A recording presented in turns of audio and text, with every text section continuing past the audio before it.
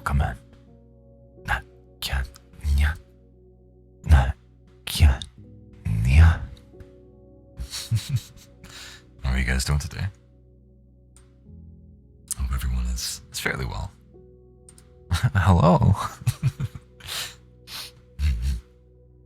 Today, as usual, we have stories that's a little bit, later in the day. So, hopefully, not too much of an issue. But, I wanted to stream earlier, but it has been storming. I think we're at day 5. Ooh. Not great. I do have, as you can obviously hear, the, both mics as I promised I would do. So you're gonna see me moving around a lot as I try to go and get close to them. So my model might be a little bit weird. It does they're a little bit higher up than what is comfortable, and they kind of mess up the camera just a little bit, so the tracking might get a little bit wonky, especially with my eyes, I guess. But anyway, I have already a couple of stories here. We can chat while I find just a few more. Thankfully, I need to check my emails, actually. I got all the work done, script-wise, early in the day. So that's great. That means that we don't have, I can read freely without wondering if it's going to impact my performance for clients. Just double-checking, making sure there's nothing. And it does appear to be the case. Yippee. Yeah. But it was so rough this morning. I was trying to read, obviously, like doing my scripts, and it went. I did it, but a lot of retakes. Thankfully, it was fairly entertaining and short work, so it wasn't anything too bad. Have some coffee while I look.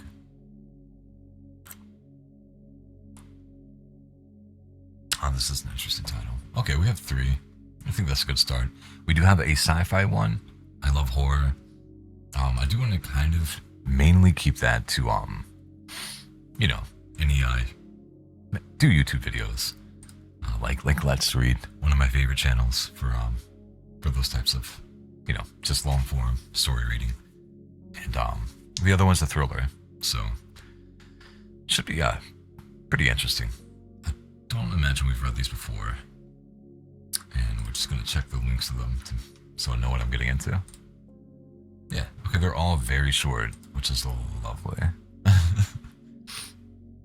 This one is sci-fi, and it is titled The Glitch.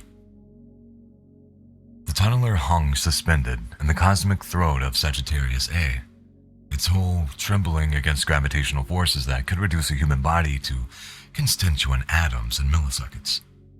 Kaylin Resnick adjusted her harness with practiced efficiency, watching the ship's displays paint impossible geometries across her augmented vision. At this distance, from the supermassive black hole, space-time itself twisted into cathedral arcs of warped light, each photon's path bent into elegant curves that her instruments struggled to map. Gravitational decay readings are normal. Nominal, not normal. AI announced in its maddeningly calm voice. Probe deployment in T-minus 40 seconds. Kel's fingers danced across the haptic controls, her movements automatic after 8 years of boundary work. The tunneler was built for this, reinforced against tidal shear, equipped with sensors that can measure the universe's most fundamental forces at the breaking point. Few pilots were willing to dance this close to an event horizon. Fewer still were competent enough to survive it. Through the viewports, the accretion disk spun its violent ballet, superheated plasma streaming in spirals that glowed with the fury of dying stars. The black hole itself remained invisible, a perfect absence that her brain struggled to process. Not darkness, but the complete negation of light, information, and possibility itself. 30 seconds to probe deployment. Kell initiated the high-G maneuver that would slingshot the probes into optimal position. The tunneler groaned as artificial gravity fought against the monster's pull, her bones aching as acceleration forces peaked at 12 Gs. She had done this maneuver hundreds of times, threading the needle between physics and catastrophe with the precision of a surgeon. Then, reality stuttered. The universe collapsed into flatness. The familiar three-dimensional star field that had been her workspace and home compressed into a shimmering grid of pixels, each point of light reduced to a perfect square of blinding radiance. The black hole became a flawless dark circle at the center of this impossible plane, as clean and artificial as a hole cut into paper. The sensation lasted 3.14 seconds. Bye. Her augmented chronometer caught the precise duration even as her mind reeled. Accompanying the visual impossibility was a sound that wasn't quite sound, a hiss of raw information, as if the universe itself was a badly tuned radio, and she suddenly heard the carrier wave beneath all of reality. The noise filled her skull, threatened to crack her teeth, made her neural implants scream warnings about data overflow. Then it snapped back. 3 dimensions reasserted themselves with almost violent intensity. The familiar starfield returned. The black hole resumed its invisible menace, and alarms began shrieking throughout the tunneler's bridge. Catastrophe sensor failure, the AI announced, its calm tone now edged with electronic panic. Multiple system alerts, gravitational wave detectors offline, quantum field analyzers reporting impossible readings. Energy signature detected. Magnitude unknown. Classification impossible. Gail's hand shook as she silenced the alarms one by one. Her heart hammered against her ribs, but her training kicked in. Asses. Adapt.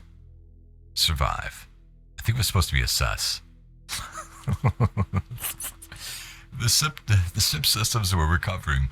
Most sensors coming back online with clean readings. Whatever had happened, it was already over. Run full diagnostics, she ordered, her voice steadier than she felt. Diagnostics complete. All systems nominal. No hardware failures detected. However, I am registering an energy reading of... The AI paused. Processing. The reading appears to be mathematically impossible. Logging as sensor malfunction. Gil stared at the displays, watching the probes continue their deployment as if nothing had happened. The graviton decay signatures looked normal. The black hole's event horizon maintained its radius. Space-time curved exactly as Einstein's equations predicted, but for 3.14 seconds, she had seen through the lie. She filled her report with mechanical precision. Equipment malfunction during high-G maneuver. Brief sensor failure, no mission impact. Probe deployment successful. All readings within acceptable parameters. She classified the glitch as routine equipment stress. The kind of thing that happens when you've pushed machinery to its absolute limits in the universe's most hostile environment. The truth that she had glimpsed reality's source code, seeing the universe reduced to its fundamental pixels, stayed locked away in her memory. This wasn't her first glitch, though it was by far the most severe.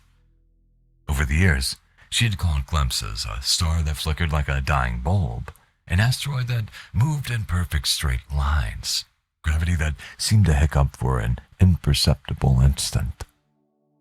Other boundaries, cartographers, talked about similar experiences in hushed conversations at deep space stations, usually after too much synthetic alcohol.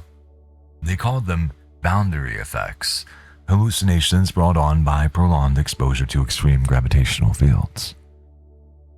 The official medical literature was full of studies explaining how the human brain malfunctioned when pushed beyond its evolutionary limits. Gale had always accepted that explanation. It was rational, scientific, safe.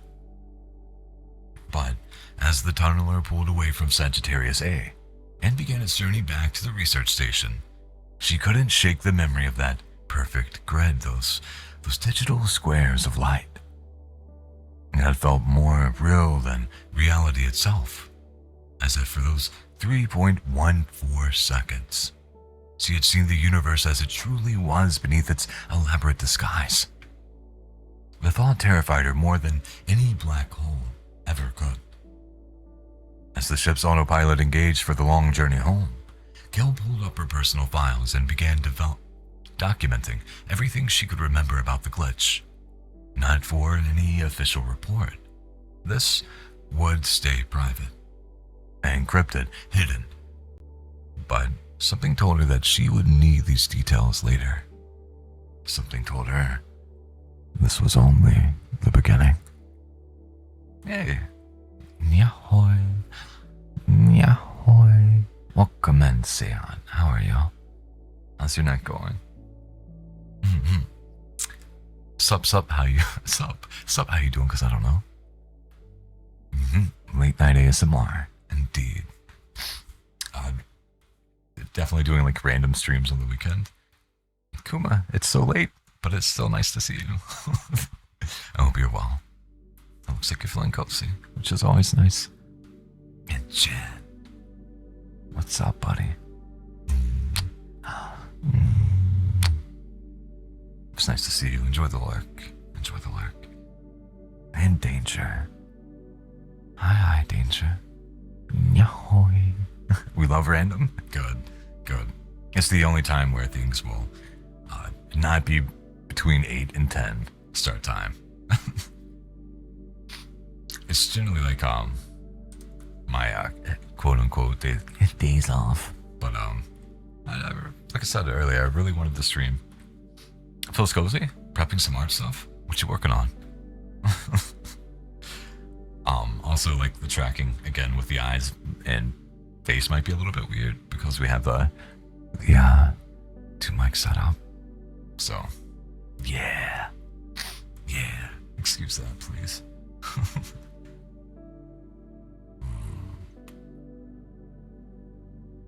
And thank you guys for having your daily coffee with me too. It is like around 5 p.m. here. And I didn't know you have them like that. Yeah. Did you wait? Really? Is it working right?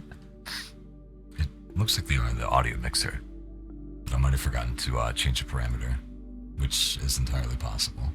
So if it doesn't sound like I'm in one ear more than the other, please let me know and I can definitely look at stuff again. I might have messed something up. Oh, okay, nice. I think it'll sound a lot better when we inevitably get that 3DO. It's from what I've heard, it's cool, and those mics are different than like the cardioid, so it should like pick up more sound. I think. I don't really know, but it seems like very cool. Very cool. Oh no, what is this?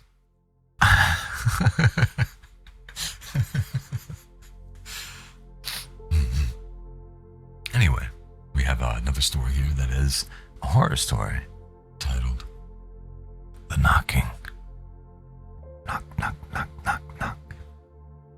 Knock, knock, knock, knock, knock. Yeah, it makes a difference, but I feel like your current ones work well as well. I'm doing the best with what I have, definitely. I don't think they sound bad. They're pretty good, like entry-level mics. Yay, spooky time. Yeah, I tend to stay away from it here on the channel. I feel like some people might not find spooky to be cozy. I personally do. I love it. But yeah. So we'll try to keep the horror stuff and thriller stuff to like a minimum. But if something seems interesting, definitely reading. I got you. Sup, how you doing? Because I don't know. I assume we're doing general again, right? The art stuff is for a small art workshop I have in a couple of weeks. Oh, that sounds pretty awesome, Kuma. You're an accomplished artist. Oh, very nice. General, because nothing's new in my life. You got it. Sup, how you doing? Cause I don't know. You are doing so good. And I want you to know that I'm proud of you for it. You're doing great. And you make me smile. you genuinely do make me smile. It's always good to see you here. And it makes me happy. Probably the worst praise. I think now I'm just praising you for being here. So, oof. A little self-serving maybe. But you're such a good cafe member. You're such a good cafe member. Oh. I make my own horror stories, so I love it too. Very nice. Very nice. I'm not really one for writing. I tried years ago, and I take that back. I am not much of a writer, and I don't consider myself one. But I do like occasionally. It's been a while. I used to write my own ASMR stuff, and that was always pretty fun to do. Let me see if I can recalibrate this and just fix my eyes really quick. Hopefully this will be a little bit better. Maybe not. We'll find out. But yeah, I enjoy kind of like the ASMR writing seems natural to me. A lot of the scripts that I read, while they're not bad, some of them, most of them, I guess. Like there's like cringy aspect to a lot of audio stuff. So like whenever I write my own, I never intentionally write cringe, although, some of it might be realistically. But I never intentionally write cringe. And I do enjoy writing like ASMR scripts. They're fun, especially if you can make them personal. I do try when narrating them, the ones that are already written, to make them personal. But anyway, I'm rambling now. What kind of scripts have you written? None that anyone, except for very, very special people or people that got them when I sold them would hear.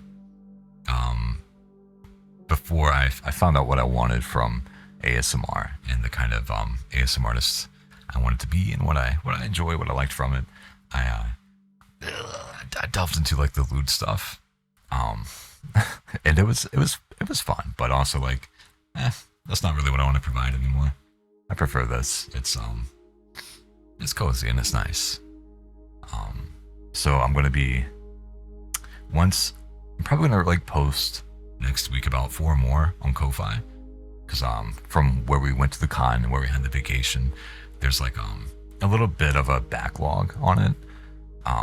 So I want to get those out, but I think after that I'm gonna kind of start writing some of my own.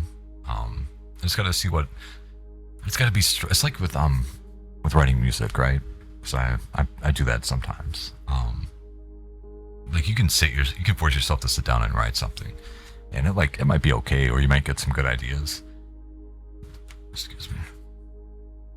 But when you have that inspiration, right? When you feel inspired and driven, that's whenever you actually get something that's, just pretty sweet.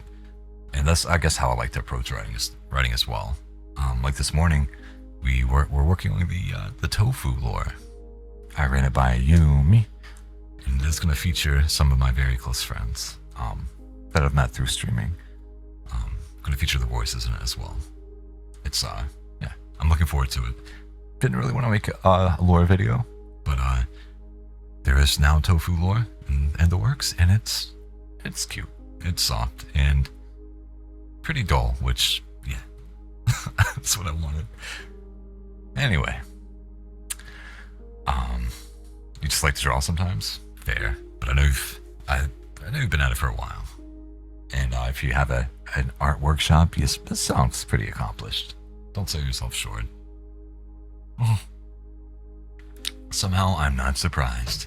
Yeah, but I'm glad you found your thing. Me too. Works the same with art? I can see that. I'm hoping it works like that too. So I'm going to be getting an art pad fairly soon. And I'm drawing with you and me, and Eloise and Sue and Isla. It's going to be a lot of fun.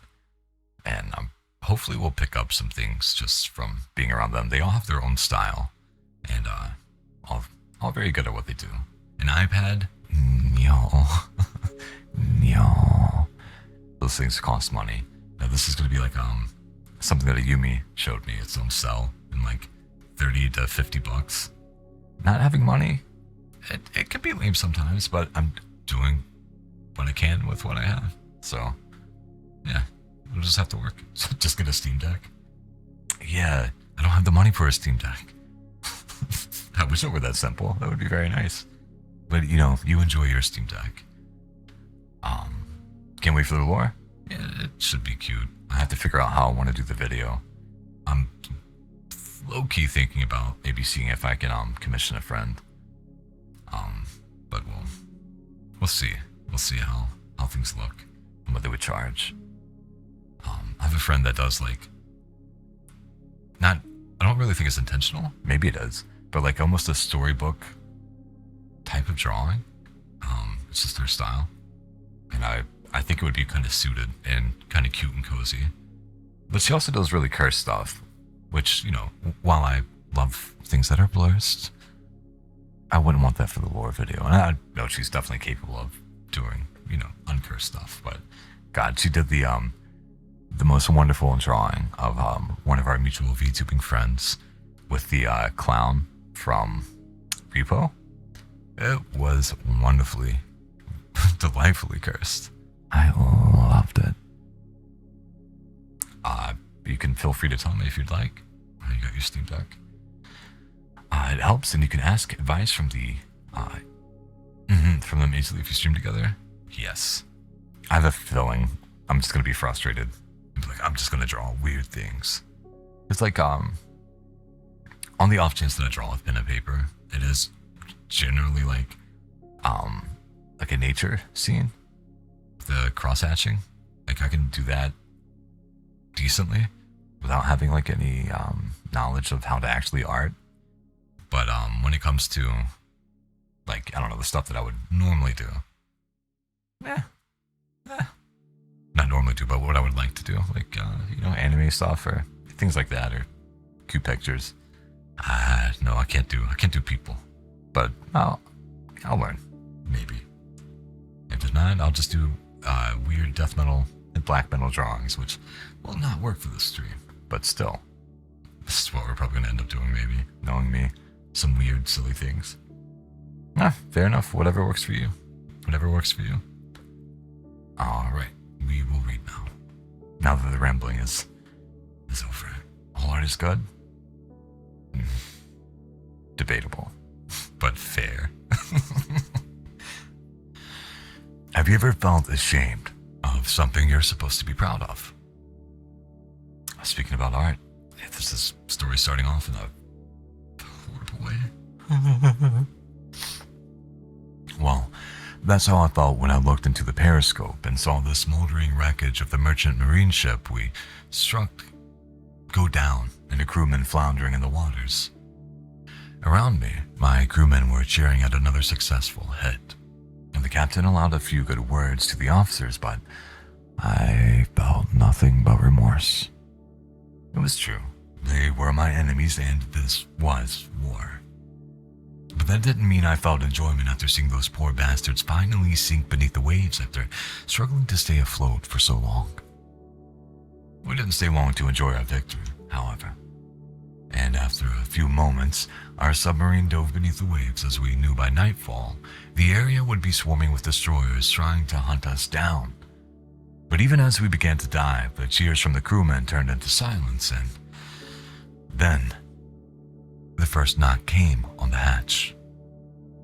Everyone in the control center stopped what they were doing to hear it better, but they then continued assuming it was nothing. But the knock came again a minute later. I looked up to the captain and he shrugged and made up an excuse to hide the obvious. But when the knock came again, He ordered us to ignore it, but we couldn't. The knocking became more persistent with each passing hour. I asked the captain if we could surface for just a moment to check what was wrong with the hatch, but he refused. "It's nothing," he muttered to me in a dismissive tone. "If there's any chance some poor bastard grabbed onto the hatch before we dove, then he'll be drowned any second now." But he didn't. In fact, as the days dragged into weeks, the knocking became harder and faster every hour, every minute, and every second of the day. It could be heard echoing through the iron hull. Whenever we worked, and especially whenever we tried to sleep, we found no comfort. I tried to persuade the captain to resurface for just a moment, but he threatened to have me demoted on the spot for even suggesting the idea. And above us, the enemy fleet was patrolling the waters and looking for the slightest mistake we made to send us to hell with a mine. We effectively became prisoners in our own small submarine, and it began taking its toll over time. We began fighting with each other over the slightest infraction. Our eyes became red from spending days without rest, and our appetite diminished rapidly. Even the captain was not immune to these effects, as he locked himself in his cabin and slammed his head into the wall until he became unconscious enough to rest. In his absence, one of the crewmen, a petty officer named Eric, went into a daze, reached for the hatch, and began turning it while screaming, "It needs a sacrifice. It needs a sacrifice so it can shut up."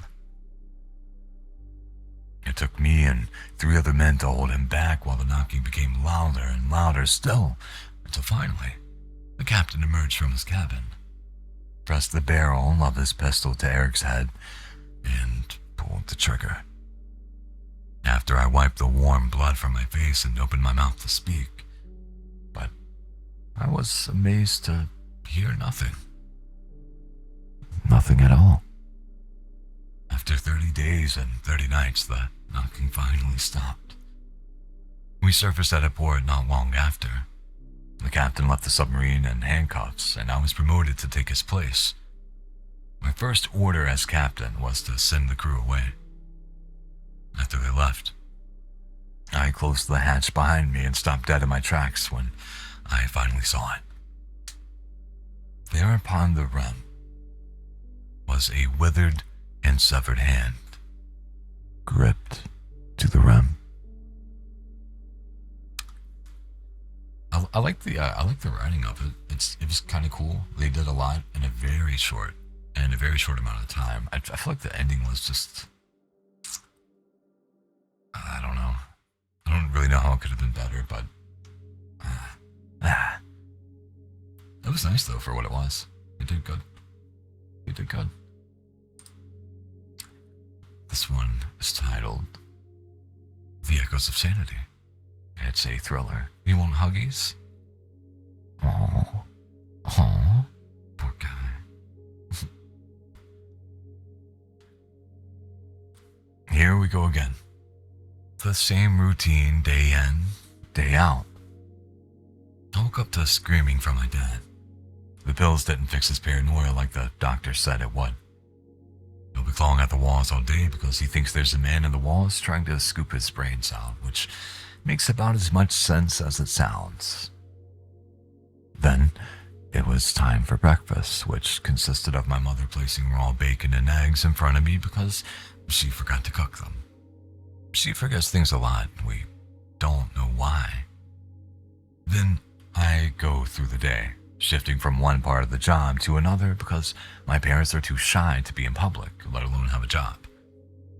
I don't have many friends, and relationships aren't really my thing, but people are just difficult to deal with for me, as I'm accustomed to the company of weirdos in my own home.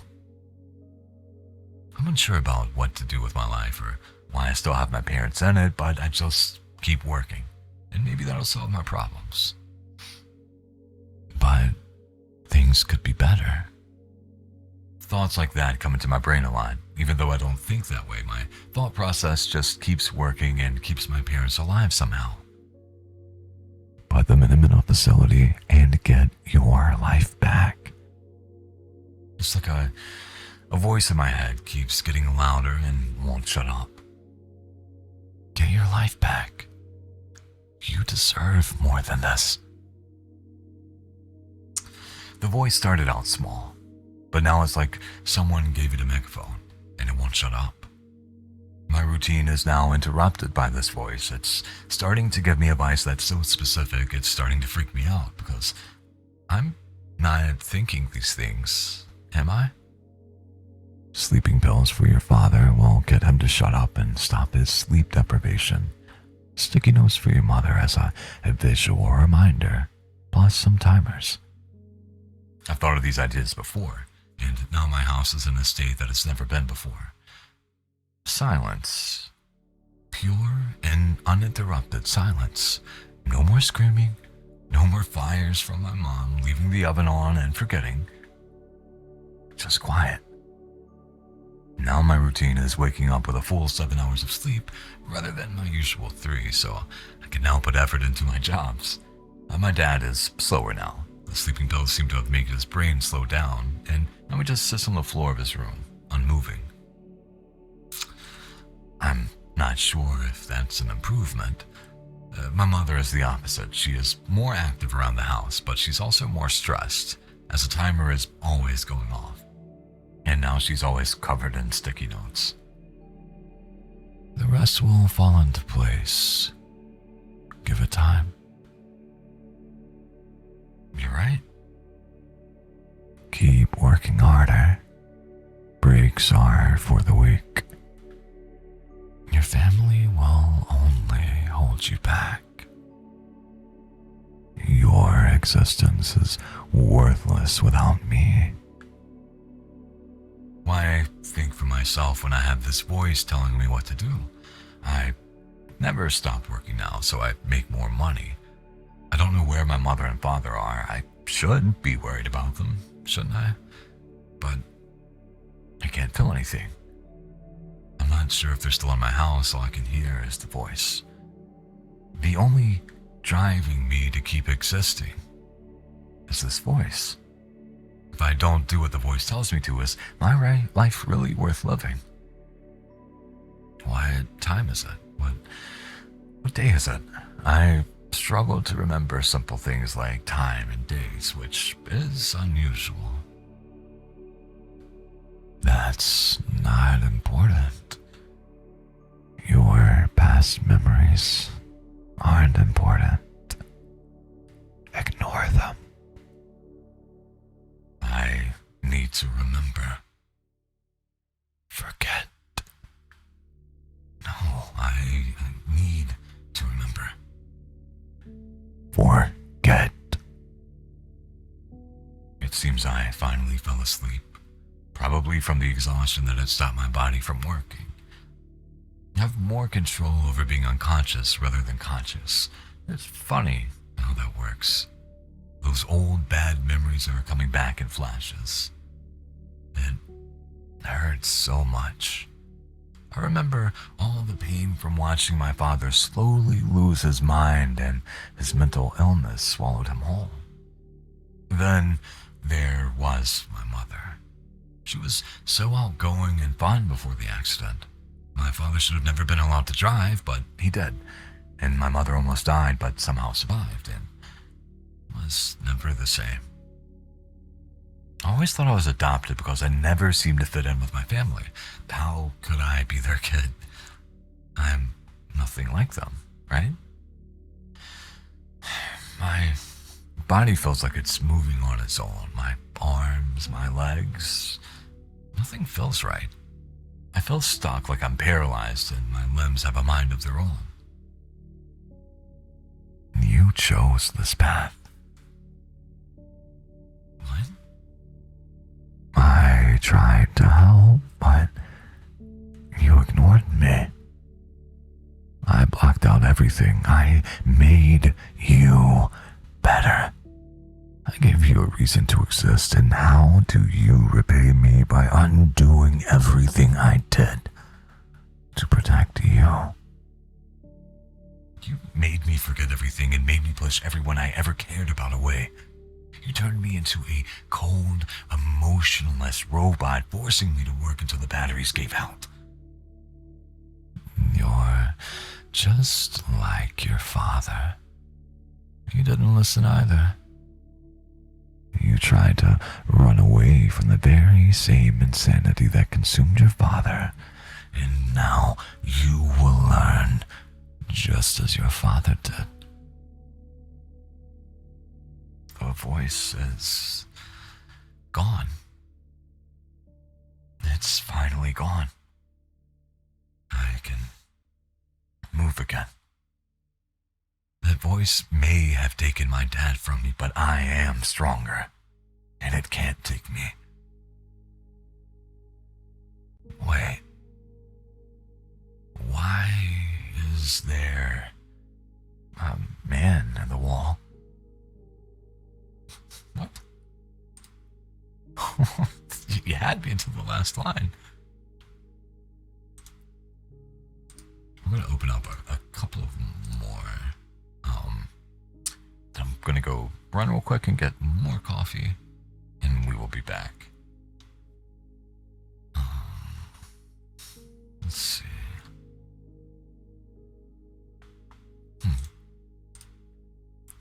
The three I've found that seem like interesting with their titles, of course, are all sci-fi. But give me a quick second. Let me go grab some coffee, and I'll be back. We'll switch over to the gaming, not gaming, but the Be Right Back screen just for a moment.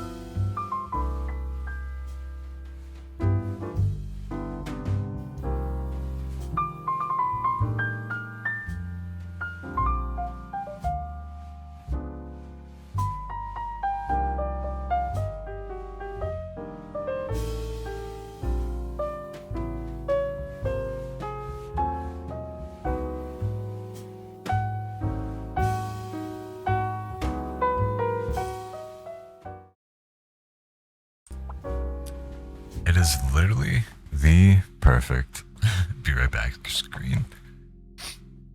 I'm getting a refill. That's pretty much the only reason I take a break. Anyway. Okay. Let's see.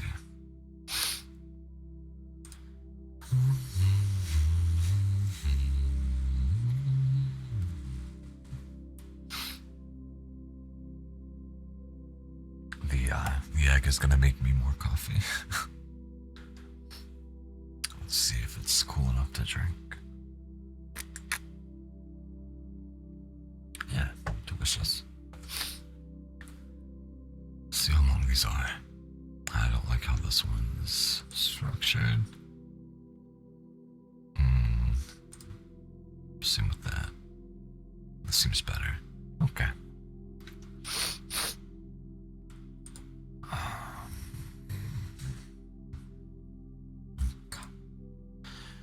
This one is titled The Lonely Orbit.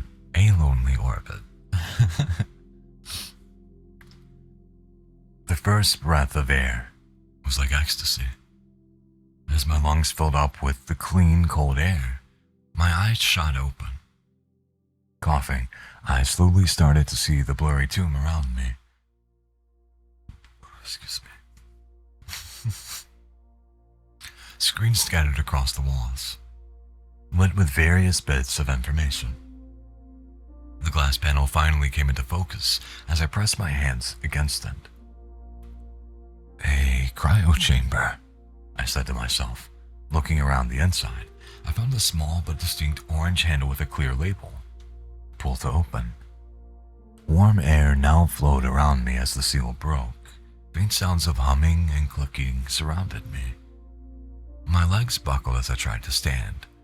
I must have been asleep for a while. I thought to myself, holding onto anything I could grab. Gathering my strength, I walked over to a chair bolted to the floor with screens that appeared to show a planet with an orbit around it. What planet and what's orbiting it? I couldn't answer that question. What I could answer. Okay, my name is... I don't know my own name. Right, let's try something else. I am here because... Nothing again. So, I don't know where I am or who I am. I tried touching the screens in front of me to no avail. Keyboards seemed non-existent, and my brain was too foggy to think of anything else. Grabbing the wall beside me, I walked, albeit slowly, down the hallway to my right.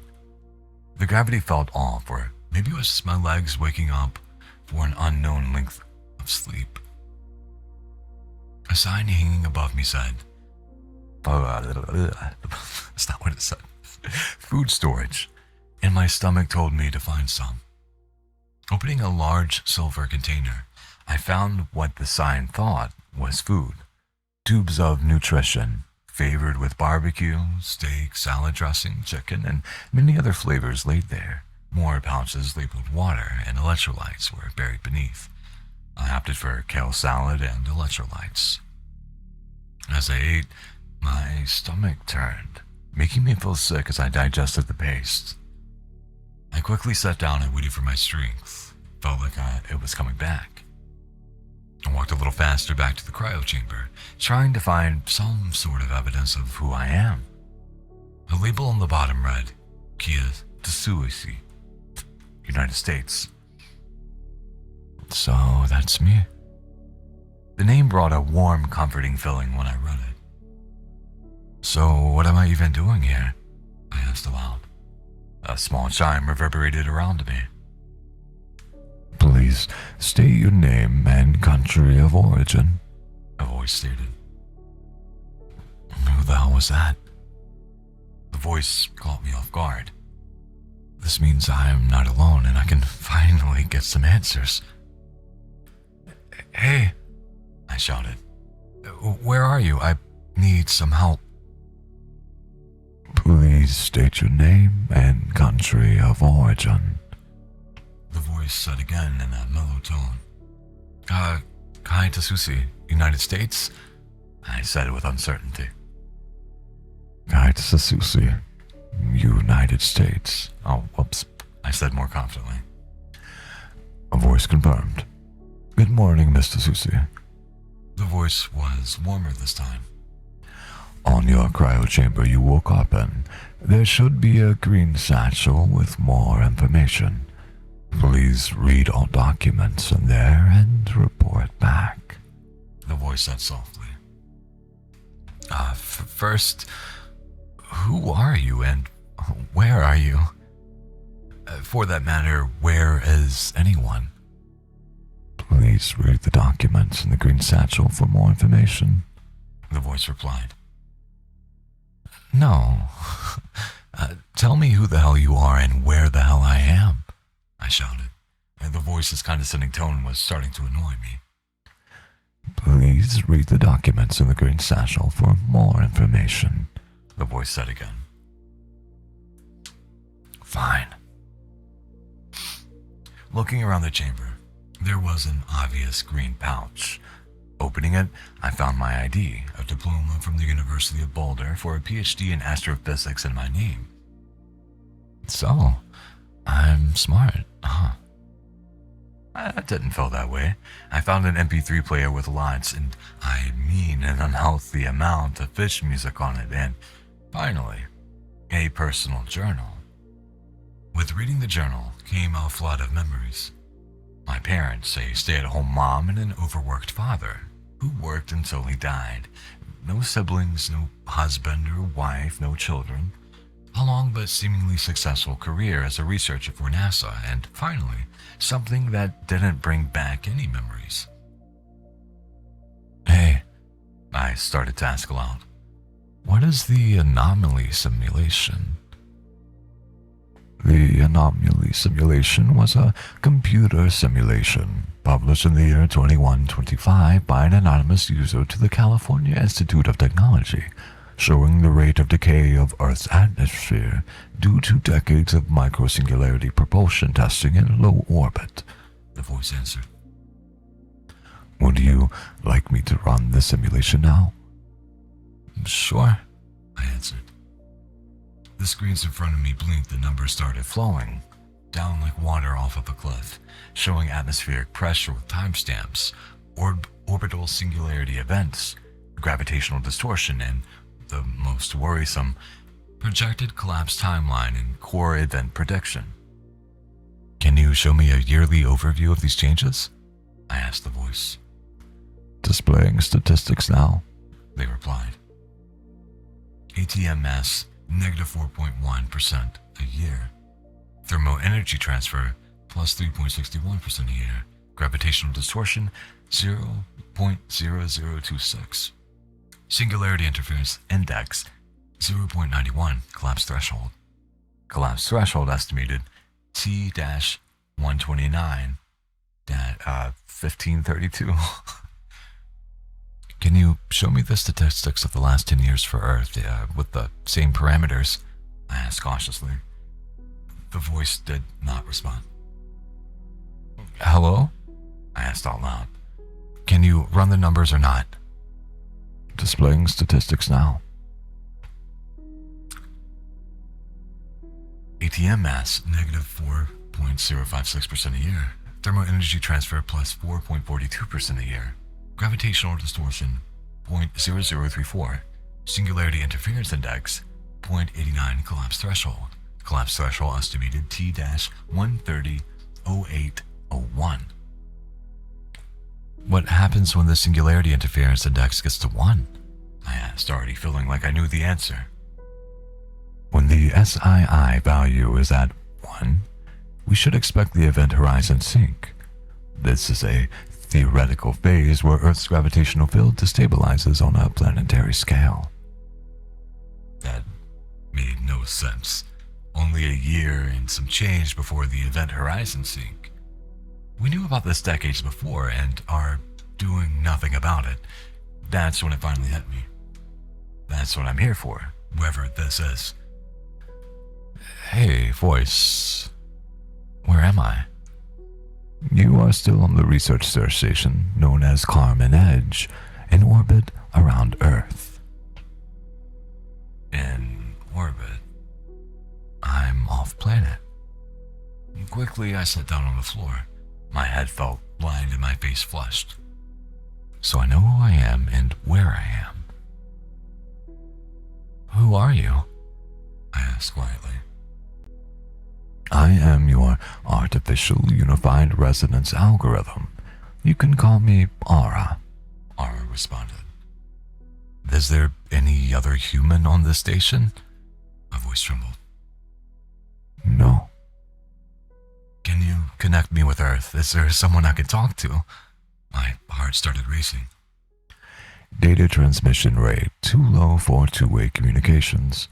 If needed, you can send data to Thunder Relay, orbiting Jupiter, Aura responded. Would you like to send a message now?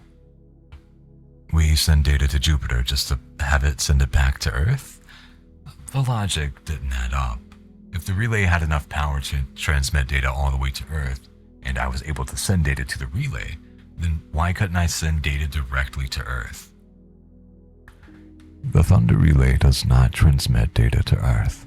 The relay transmits data to the command ship currently en route to Proxima Centauri B, where it should arrive in roughly 23 years. My heart stopped, and my body stung with cold. Tears slowly dripping down my cheek and onto the floor. The only sound was humming. I had one final question before I needed to rest. Aura, what is the population of Earth? I asked. Quickly, the computer responded. 0. Slowly, I stood up. The hallway was long as I walked towards the food storage. Grabbing a water, I continued down the hallway to the living quarters. The room designated for a doctor to stay was small, but cozy. The bed felt like a soft cloud as I laid on it. My eyes closed, and sleep took me. The computer checked on me every day around 10 a.m. Earth time, always asking how my mood is, giving me a detailed list of calories consumed and calories spent. I familiarized myself with the layout of the station. It's a relatively small station that could probably hold up to 10 researchers. I found the gym, a leisure room with all the books I could read, and an audio hookup for my MP3 player so I can annoy Aura with my fish music. She has yet to make a comment about this. Hey, Aura, I asked while reading The Giver. How many days have I been awake for? You have been awake for 7 days. Responds in a soft tone. How many days was I asleep for? 553. That was not the number I was expecting. I saved my spot in my book and put it down. I walked over to the main terminal and looked at the screens. It showed how much water and food I have left, about 2 years worth. Good to know that NASA only wants me around for a few years. Can you show me our basic life support supply? I ask, and just like that, my screen flickers and shows me everything I could think of. Temperature, status of the radiation shield, atmospheric pressure, current RPMs of the station, and condition of the equipment on board. Oxygen scrubber status, critical. Oxygen content 16.4%. CO2 level 0.84%. Nitrogen balance stable. Estimated breathable time remaining 288 hours and 12 minutes. Aura, can you please confirm the oxygen levels? My stomach dropped, making me feel sick. Oxygen levels 17%. Oxygen scrubber status critical and offline. Is there something specific you would like to discuss? Aura asked in a calm tone. How long has the oxygen scrubber been offline? 30 days. Why was I not alerted when it went offline? The fear hit me and made me weak. I noticed my hands starting to shake as I sat there breathing in my precious resource. An alert was raised within an hour of component coming offline. By default, alerts are acknowledged and closed within 72 hours. I was asleep during that time. Why didn't you wake me? My blood was starting to boil. I am not able to turn on nor off life support equipment. Your cryo chamber timer was manually set. Why didn't you alert me when I first woke up? I yelled. You did not ask me for current or acknowledged alerts. That was it. All the technology in the world, and it comes down to how well a human can program some software. The blood running down my fist felt cool after punching the monitor. I would like to say I broke it, but the monitor won this round. Aura, help me locate the parts and tools that would be required to fix the oxygen scrubber. I took all I could to stay as calm as I was. I wiped my knuckles on my pants. There are no life support parts on the station. A request for repair was sent to Houston for approval, but that has not been approved. Would you like me to set a reminder? I thought there was no one left on Earth, I said, calmly looking at my hand. The skin tore enough so that I could see my bone. I'll have to find a medical kit to fix it. That is correct. Houston is showing a status of offline, with a log showing they left 350 days ago. They waited 3 days before abandoning me. I've slowly started to remember my past. I remember my education, training, and my friends, but I can't remember why I'm here. I've asked Aura in the past, but she only states that it's classified. Aura, is there something on board that can help me recover from cryo faster? I asked with an off chance of her seeing anything useful. The manifest shows in the medical bay there is modafinil, pyricetamine, and Adderall. These are known to help promote wakefulness, memory signaling, increased alertness, and improve focus. I quickly ran through the hallway, past my bedroom, and into the med bay. A large cabinet was in the back with what I would call a pharmacy. Quickly, I was able to find the modafinil and pyricetamine. The pills were small and I probably overdosed myself, but after what seemed to be a trance, I started to remember. Are you sure you want to do this? Mark said to me. His hair was messed up from the wind blowing off the mountains. I don't think I can be, but I know there isn't another choice. I think I'm really onto something. My research with graviton phase insulation looks the most promising, and I need more time and somewhere safe to finish this, I replied. I was scared. My voice trembled. If I can just test the simulation more, and then maybe even test it in the real world, I can help all of us. Mark sat down. His head was buried in his arms as he listened to me. I don't want you to do this, he said, his voice dripping with melancholy. I could do the research. I've been your number 2 since the beginning. Exactly, I sighed. Number 2. Humanity needs their best if they want to thrive. Tears started to swell in my eyes, but I refused to let them fall. You have a family. I don't. Your parents are still alive. Mine aren't. Why should we rob them of their son? Or of their father? He looked up at me. He knew I was right. He knew I would never recover, and harming his family like that.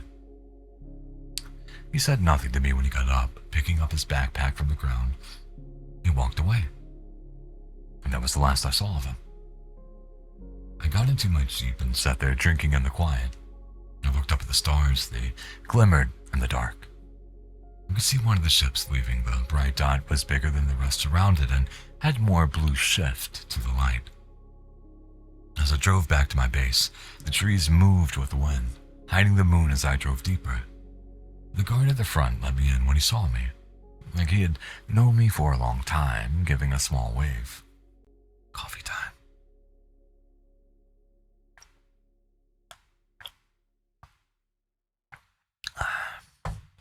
Getting back to my lab, I started gathering all my documents together. I grabbed my diploma, my ID, my journal, even my MP3 player. Figured I would be bored all alone in orbit. 2 guards entered my office. With my box of personal belongings in hand and no words exchanged, they took me to the medical unit. The doctor stayed quiet as they took my vitals, weight, and height. The room they took me in for prep was cold. The lights were bright but gray. I could hear the beeping of medical equipment, the smell of IV fluid that they attached to me. I felt calm. Too calm. Why am I so calm? They are only giving me a few years to live and then I'll die. There is no rescue mission. Why am I calm? The door swung open with a gust of wind. This time, a man in a suit stood before me. On behalf of humankind, I wanted to express our... He started reading from his clipboard but stopped and looked at me. I don't want to lie to you. Most people will not know of what you're doing here. No one knows what you're going to go through except a select few. The few who do know will do our best in honoring you. But just know, you will not be the hero everyone speaks about. You will help save humanity from themselves. I have no doubt about that. The world will not know your name. His voice was cold and stern, but strangely soothing. This wasn't something I didn't know. Most of the population don't care or know how they're saved, just that they are. Now, a few more doctors are going to come in and hook you up to the cryo chamber. You will fall asleep and wake up when our team deems it safe for you. Everything in your lab is at the research station already. They say you might lose your memory, and if that's the case, humanity will probably suffer. So, don't lose your memory. He smirked. Everything he said happened, and some doctors came in and probed me and laid me in the chamber. They explained how I'll go into cryosleep here on Earth and wake up alone on a research station. Quickly, the sound of gas rushing in and the smell of burnt firewood filled my senses, and I was asleep. I woke up crying again. Not sad tears, angry tears. I did this to myself. Why would I do this to myself? It doesn't matter now. What's done is done. I sat there trying to gain the courage to do what I signed up for. I picked up my journal and read through it once again, this time cross-referencing it with Aura. Yahoy, yahoy. Hi, Eloise. I picked up my journal and read through it once again, this time referencing it with Aura. The process took a long time, a luxury I didn't have. It seems like I was trying to isolate a region of space-time and introduce synthetic gravitational harmonics, I said to myself out loud. That is correct. Without insulation, the simulation falls into distortion and increases the GDI and SII, Aura chimed in. Aura, run back the full simulation, capture all gravitational field data at weekly intervals, and cross-reference with the GDI from each snapshot. I wanted trend line leading up to the instability, I demanded. Aura stayed silent, but the screen started to flash data. If there's a pattern, I would find it. Simulation constructed. Gravitational vectors aligned, GDI correlation overlay now live. Aura said thousands of data points filled the screen. I watched the GDI curve form like a pulse of something alive. At first, the values wobbled. Noise, maybe. Then the data showed what I was looking for. Each point of data aligned with increasing precision, a long curve. Rate of change in GDI values corresponds to phase-locked space-time degradation, Aura explained. Harmonic convergence indicates a natural instability. It's a law, I said softly to myself. The GDI has risen slowly for years, then surged in its final months. By the time anyone noticed, the singularity interference was already underway. I sat there quietly, running over the numbers again. I started finding small, stable anomalies, regions where the GDI remained flat despite nearby black hole flybys or fusion containment fields. Why didn't it collapse here? I muttered while studying the data. Quantum lattice oscillations, something was interfering with gravitation resonance, just enough to prevent the collapse. Everything she studied started to come back. I didn't just discover this now. I've been rediscovering this from myself. Trippy.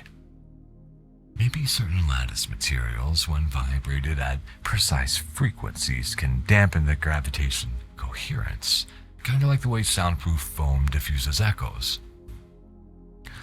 Aura, does my lab have a nanofabricator? I asked. My voice showed my excitement.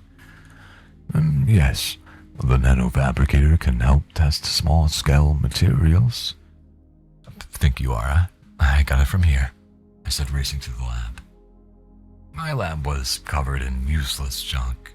experiments from years before and junk that in no way had any use scientifically. Man, they really did pack my lab up and ship it here with me. Using the nanofabricator, I started testing allies to no avail. Most just collapsed in on itself. While taking a short break, eating ice cream and potato chip flavored toothpaste, don't judge me, I found a note to myself. Energy modulation. Read in large red letters. Don't contain the gravity. Let it breathe, I thought to myself. I needed sleep. Nothing was making any sense to me, and we all know sleeping helps the brain function properly. Ara, how much time do I have left with breathable air? I asked before getting into bed. 115 hours and 51 minutes left. 4 days and 19 hours. The thought comforted me. And how many opioids do we have in the med bay? There is currently 9 grams of fentanyl and 10 bottles of Oxycontin. Aura responded. That's the way I'll go out. I don't want to suffocate. The day went on as I ran calculations with Aura. It was hard keeping my eyes open, so I went and laid down in bed. Slowly, my eyes closed, and the hum of air vents put me to sleep. Aura, remind me what the gravitation phase insulator candidates are? I asked, walking around the lab. It's only been 2 more days, but the lab was much more cluttered now. Papers sprawled across the floors and desks. Food tubes were littered about, but I was busy. And it's only me here. Well, me and Aura, but I'm sure it doesn't mind. Muon-doped graphene lattices, nitrogen-doped graphene, and ruthenium cobalt nanoalloys, Aura recited. After doing the math, or rather the chemistry, Aura and I decided on the muon-doped graphene lattices, or what I started calling moon dope. Aura, start construction on the moon dope and let the lattice resolution to 0.22 nanometers. I want the geometry hexagonal lattice with entangled dissonant nodes. I heard the nano-assembler turn on and start printing. If I can build a sheet that will introduce quantum noise into the gravitation phase waves, it might resonate at non-harmonic intervals, shifting the phase alignment. This was my 8th attempt at finding suitable material for the insulator, and most of the time fabric was too brittle and would break under its own weight, or it resonated at too high a frequency and shattered. The machine ran for what seemed like hours, until Aura said, "Core lattice complete. Would you like me to transfer the sheet to the GDI simulation chamber?" I had to think about this. With only a few days of oxygen left, time was the most valuable resource. Yes. And after you transfer the sheet, start making another one out of nitrogen-doped graphite," I said quite quickly. Run a simulation without the insulator first, record the GDI, then run it again with the insulator and record the GDI and SII, and compare them for me. I started biting my nails as the computer ran. It ran for maybe 30 minutes, and all the data on the screen was expected. No changes without the insulator. "Running simulation with GPI," Aura said. I couldn't get myself to watch the screen. I walked to the food storage and grabbed an electrolyte drink and cereal-flavored paste. I tried to finish reading The Great Gatsby, but couldn't focus. I kept thinking about the people on those ships. While their lives may not be in my hands now, the next generation may be. The human race could be. What if I get it wrong again? What if I run out of time? The thoughts gave me a shiver down my back. Goose pimples covered my arms and legs. "Simulation complete," Aura stated. My head started pounding. I needed more sleep or more caffeine. "Graviton phase disruption confirmed. Inter-V curve normalized, interference cascade halted." I almost couldn't breathe. I jumped up from my seat and ran to the computer screens. "Bring up both simulations," I shouted. And there it was. With the insulator, the GDI plateaus, the SII drops below the threshold of danger, and the planet stabilizes. The numbers didn't lie.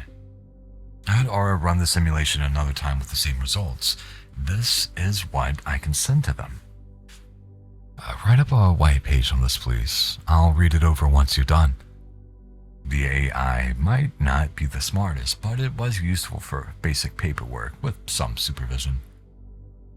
The report came back with minimal errors, and after reading it for the 100th time and correcting any mistakes, I was satisfied with the results. Aura, how much time before the oxygen depletes? I asked, already knowing the answer. 13 hours, 27 minutes. That's all the time I have left. I filled my belly with paste, listened to my music, and sat down to send off my findings. Transmission. Dr. Kai Tasusi, United States. To whom it may concern. Subject. GPI discovery and preservation. Priority. Maximum. I don't want this message to be remembered for its ending. I want it to mark the beginning. Over the last few days on this research station and a few years back on Earth as our planet was dying, I helped track an exponential rise of gravitational distortion index, GDI, across our planet's orbital fields.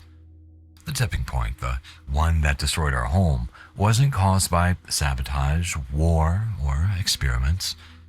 It was a natural result of unchecked gravitational phase coherence. The universe was quite literally resonating us to death. But I found the answer. I created a lattice at the quantum level. It disrupts the gravitational phase alignment before it reaches catastrophic thresholds. It doesn't block gravity. It breaks this rhythm. I've tested it in microscale applications under simulated conditions, and it holds. Attached are the full schematics for the GPI, including a molecular assembly pattern and required environmental parameters and simulation logs. Attached are the full schematics for the GPI. I just read that. Build this into every reactor, every artificial gravity well, every planetary core stabilization system. This is no longer a theory, but a requirement for human survival.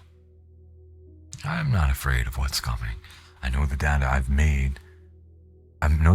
and I've made peace with the cost. But I want this message to survive me.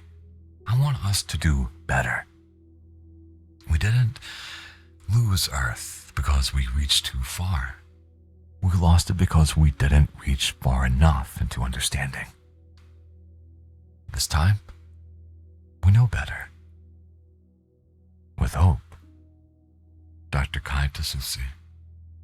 Attachments GPI-1_specs.csv. aura_logs.log SII_threshold_report.pdf. It wasn't a bad story. It was nice. It had atmosphere. It was cool. That was alright.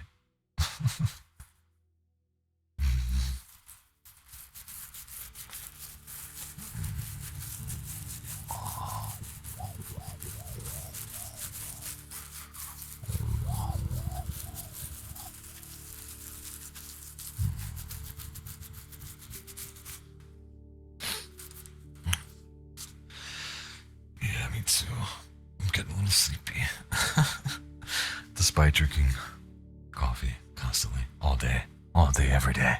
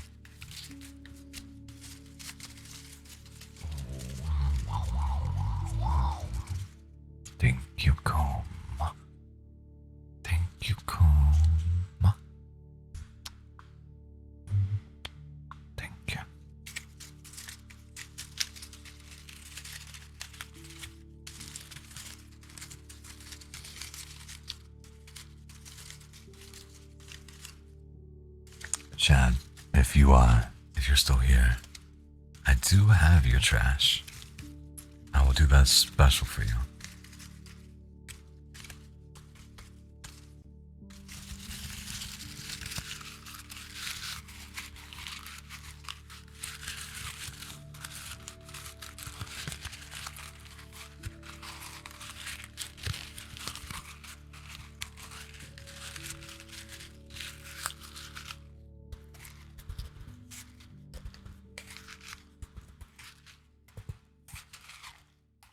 It's 6:13.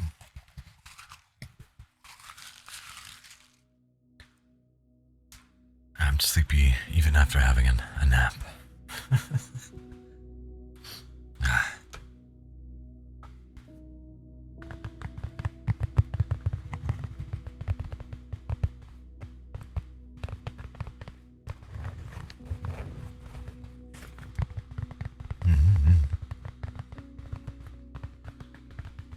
It's Eastern European time. Wah, wah, wah, wah, wah.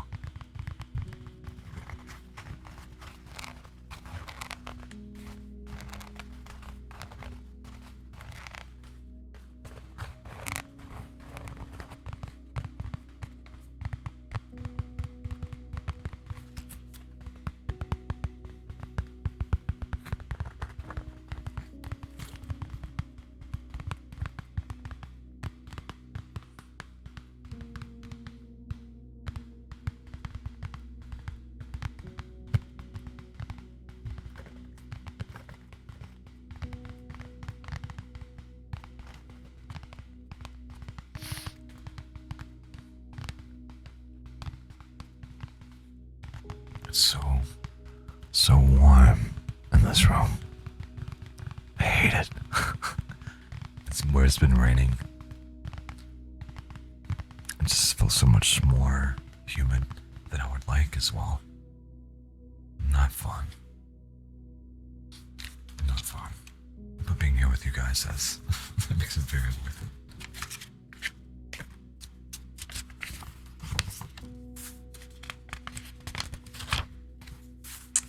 I don't speak Celsius, brother.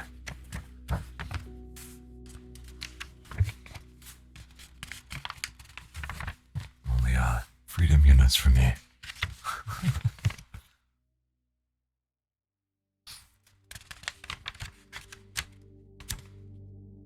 Well, that seems comfortable. Yeah, I would like that. That seems like a nice temperature.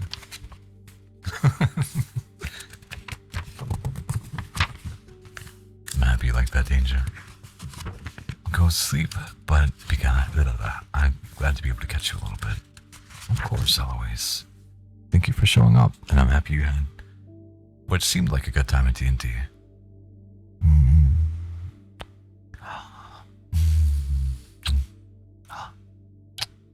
Sweet dreams, little mushroom.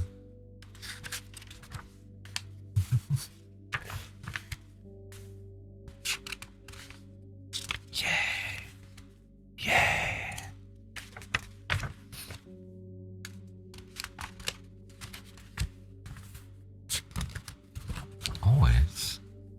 Always for you. A little artist companion. Artist companion. You though.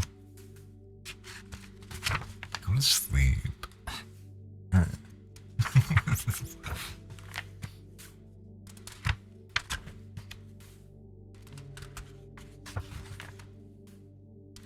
Fine. Alma.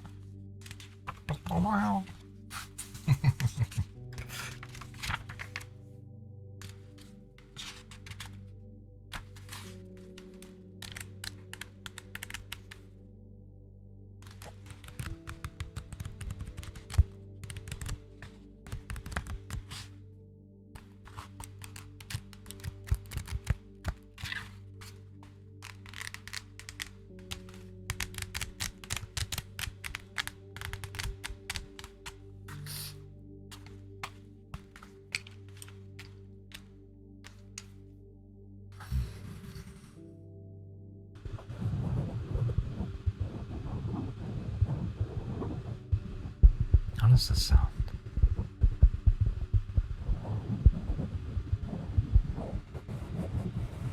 Do you like this?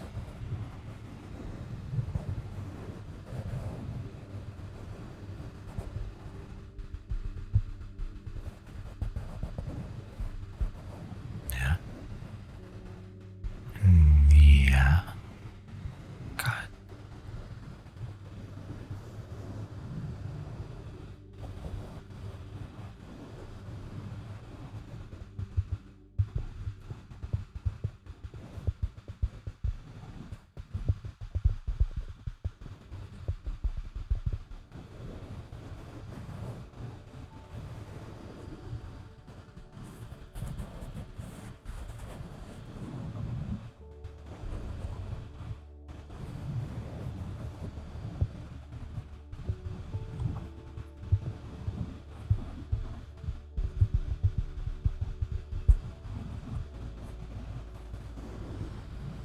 I want to make myself sleepy. I'm gonna make myself sleepy. Oh, yeah. Oh, yeah.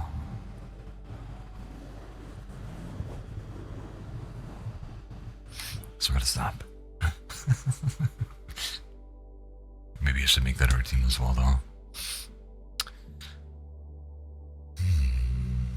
Let's see how long this is.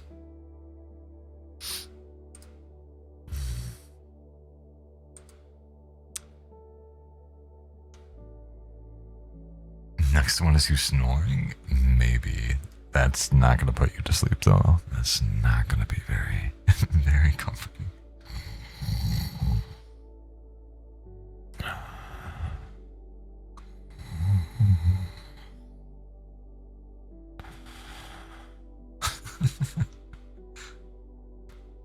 Call it on. I don't know. Dad is sleeping in the chair, somewhere. Ugh. Horrible idea.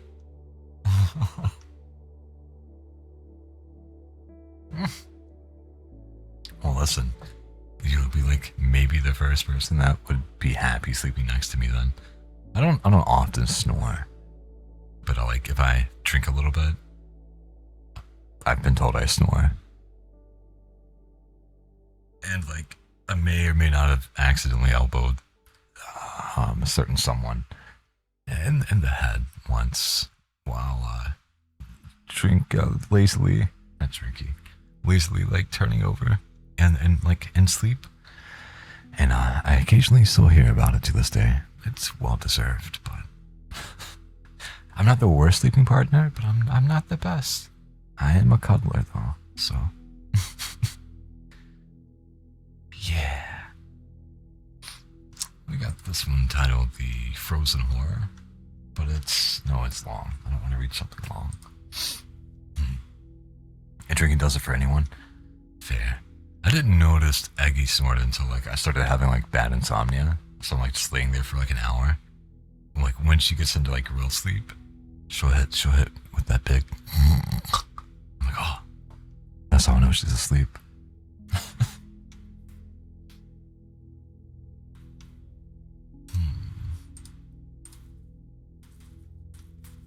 Oh, we've already read this one.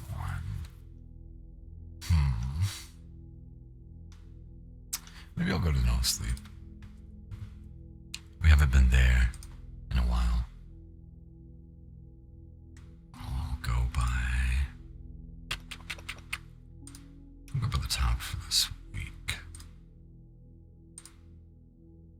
It's been a while. We'll do this month. We'll see the best of the best for a while.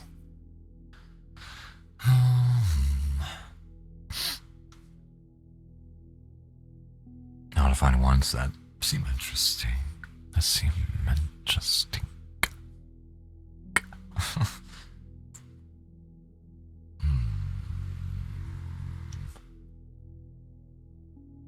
I've heard I'm the best to sleep with because I never move, make no noise, and not woken up easily.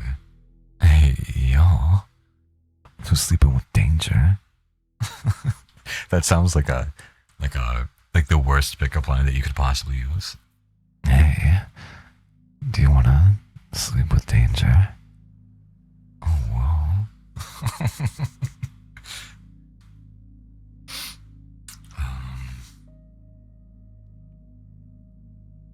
In Bed with Danger sounds like a movie. It does. Yes, you're absolutely right.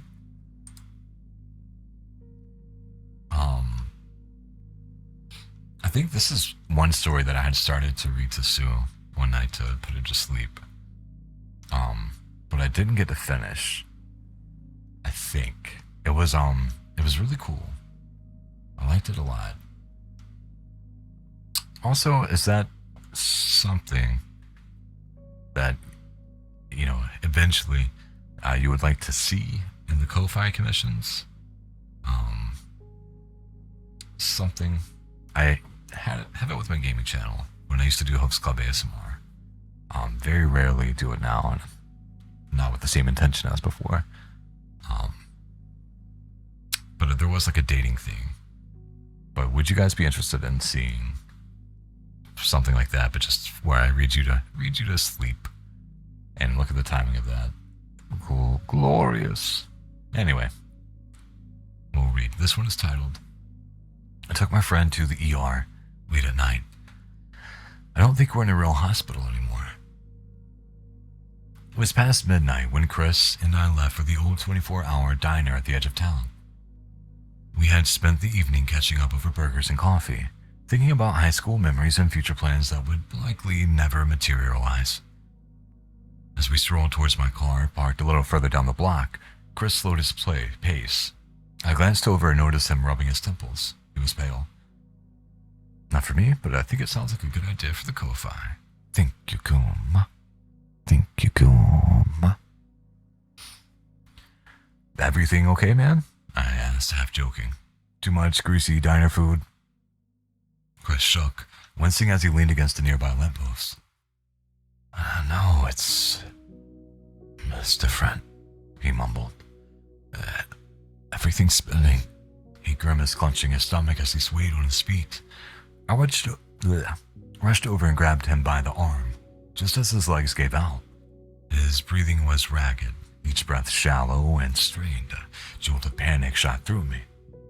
I wasn't sure what was happening, but it was more than just a bad bagger. Come on, I said, guiding him towards the car. We need to get you to a hospital. We barely made it into the passenger seat before he collapsed immediately. I managed to push him inside, buckling his seatbelt as his head lolled against the window. His breathing had grown faint, his skin cold. I didn't waste any more time. I jumped into the driver's seat and sped towards the hospital. The roads were empty, the entire town blanketed in a pale bluish light that made everything look strangely surreal.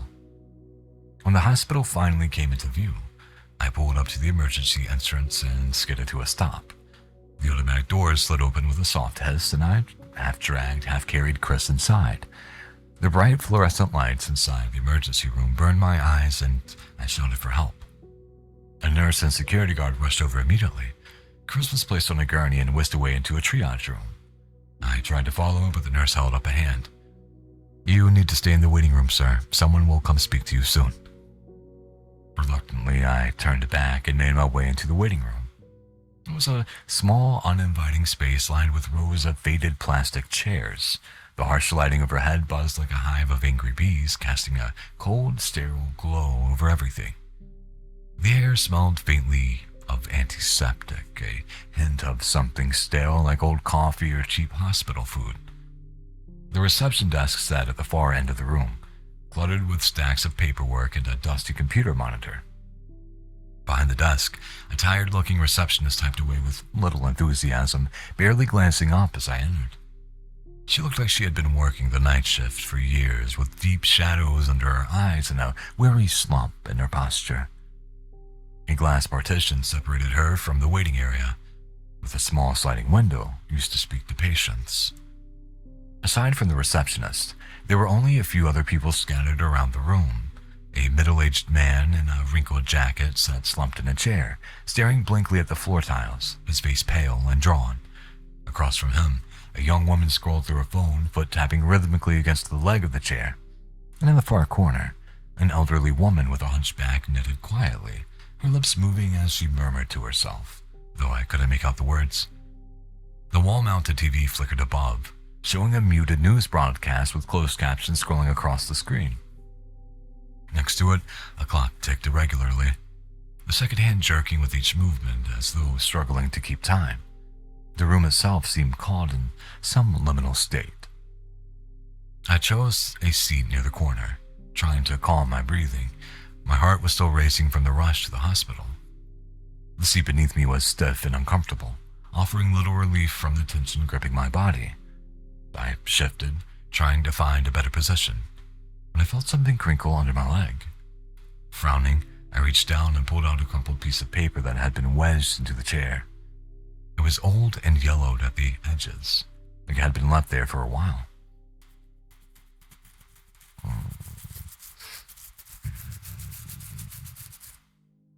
Curious, I unfolded the paper and soothed it out on my lap.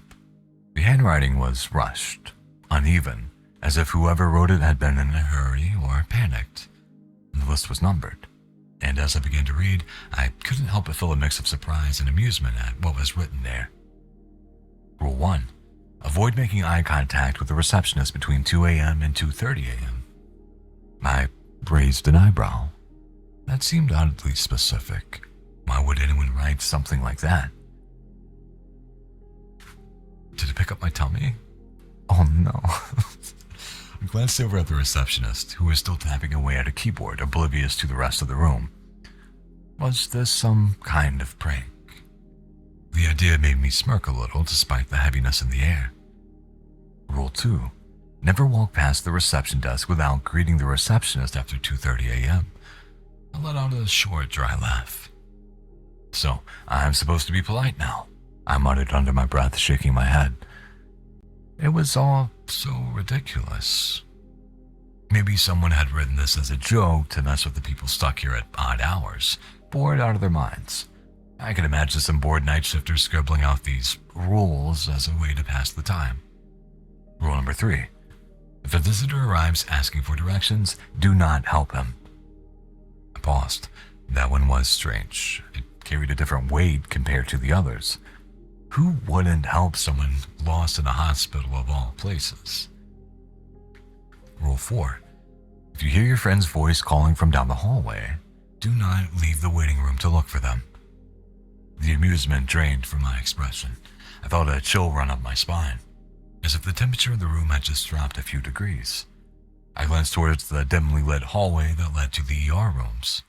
It seemed to stretch into darkness. I shook my head, pushing the thought away. This list was just some random nonsense, wasn't it? Excuse me, sorry. I continued reading, my curiosity now tinged with unease. Rule 5. If a power outage occurs, stay seated and do not move. Rule 6. If a door that should be locked is found open, close it immediately and do not look inside. The hairs on my neck prickled. I couldn't explain why, but each rule seemed to grow darker and more foreboding as I read on. It wasn't just the content of the rules, it was the way they were written, as if someone were trying to warn me. Rule 7. Do not look through the glass doors leading to the courtyard after 4 a.m. Rule 8.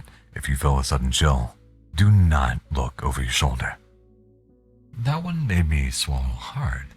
There was something inherently unsettling about the thought of a chill creeping up on you from behind and not being able to turn around to see what or who might be there.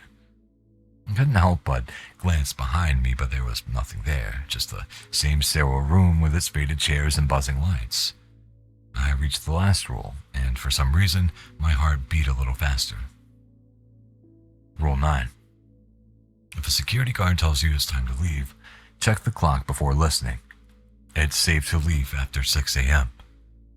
My gaze flicked up to the wall-mounted clock, its second hand twitching with every tick. It read 1:30 a.m. At the bottom of the paper, written in shaky red ink, were the words, Trust me, I learned the hard way. There was a dark crusted stain on the corner, one that looked disturbingly like dried blood. The sight of it made my stomach twist. I rubbed my fingers over the words, feeling the rough texture of the ink beneath my skin. I couldn't help but let out a short, nervous laugh. What kind of place is this? I whispered to myself. I slumped back in the chair. It was hard to shake the nagging feeling in the back of my mind, but I forced myself to dismiss it as a weird prank. The list couldn't actually mean anything, just someone's twisted idea of a joke. I leaned my head back against the wall and closed my eyes, trying to calm my thoughts. Part of me couldn't stop thinking about Chris and the way he had collapsed in the parking lot. The quiet hum of the waiting room wrapped itself around me, making the place feel even more isolating. That's when I heard it. My name, spoken in a low, barely audible voice that seemed to drift down the hallway. Adam. Adam. My eyes shot open and body tensed. The voice was unmistakable. It was Chris. I jerked my head towards the corridor leading to the ER rooms, but there was no one inside, just the pale overhead lights flickering. The voice came again, a little louder this time. Adam, help me. I jumped up from the chair, the sound of my name sending shivers down my spine. My feet were already moving before I realized it. I took a few steps into the hallway. After this story, we'll definitely get more coffee, but I'm gonna go ahead and take some sippies.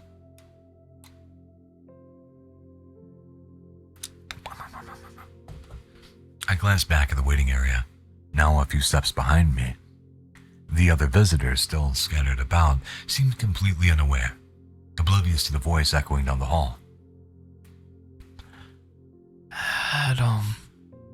Chris's voice was more desperate now, laced with pain. I took another step down the hallway, my footsteps echoing against the floor as I walked deeper into the corridor. The fluorescent lights overhead buzzed louder, some of them flickering out completely, leaving long stretches of darkness.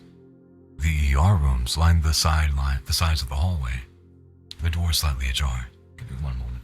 Check it out in there.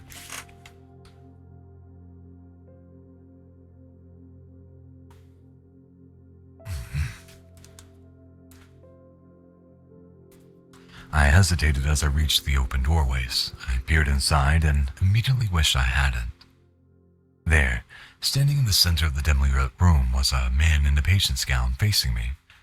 The man's head moved in a quick, jerking motion, shaking from side to side so rapidly I couldn't make out any details. It was just a blur.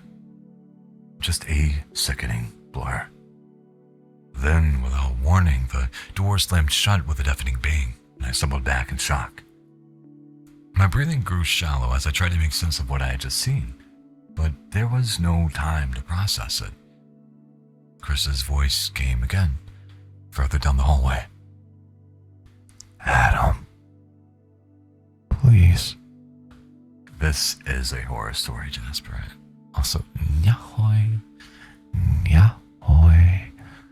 Welcome in. I pushed forward, forcing myself to continue. The unsettling darkness around me seemed to press in from all sides. I came across another room, the door half open. Inside, I could see a doctor standing over a patient, his back hunched as he examined something on the table. The doctor wore a white lab coat and a surgical mask, his features obscured. But there was something off about the way he moved. His motions were robotic. Then I noticed the tool in his hand. A bone saw.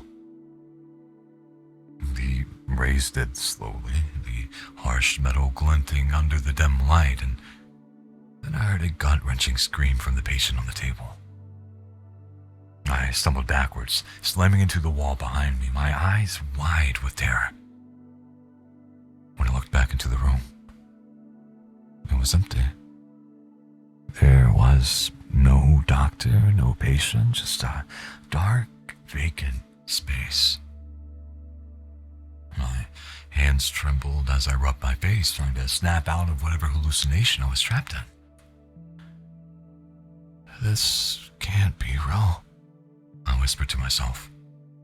But the corridor seemed to stretch endlessly ahead of me, and Chris's voice continued to call out, drawing me in further. As I turned the next corner, I froze. There, hanging in the doorway of a nearby room, was a mass of dark hair, long and tangled, spilling down from just beyond the doorframe. It looked like someone was standing behind the door, peeking around the corner.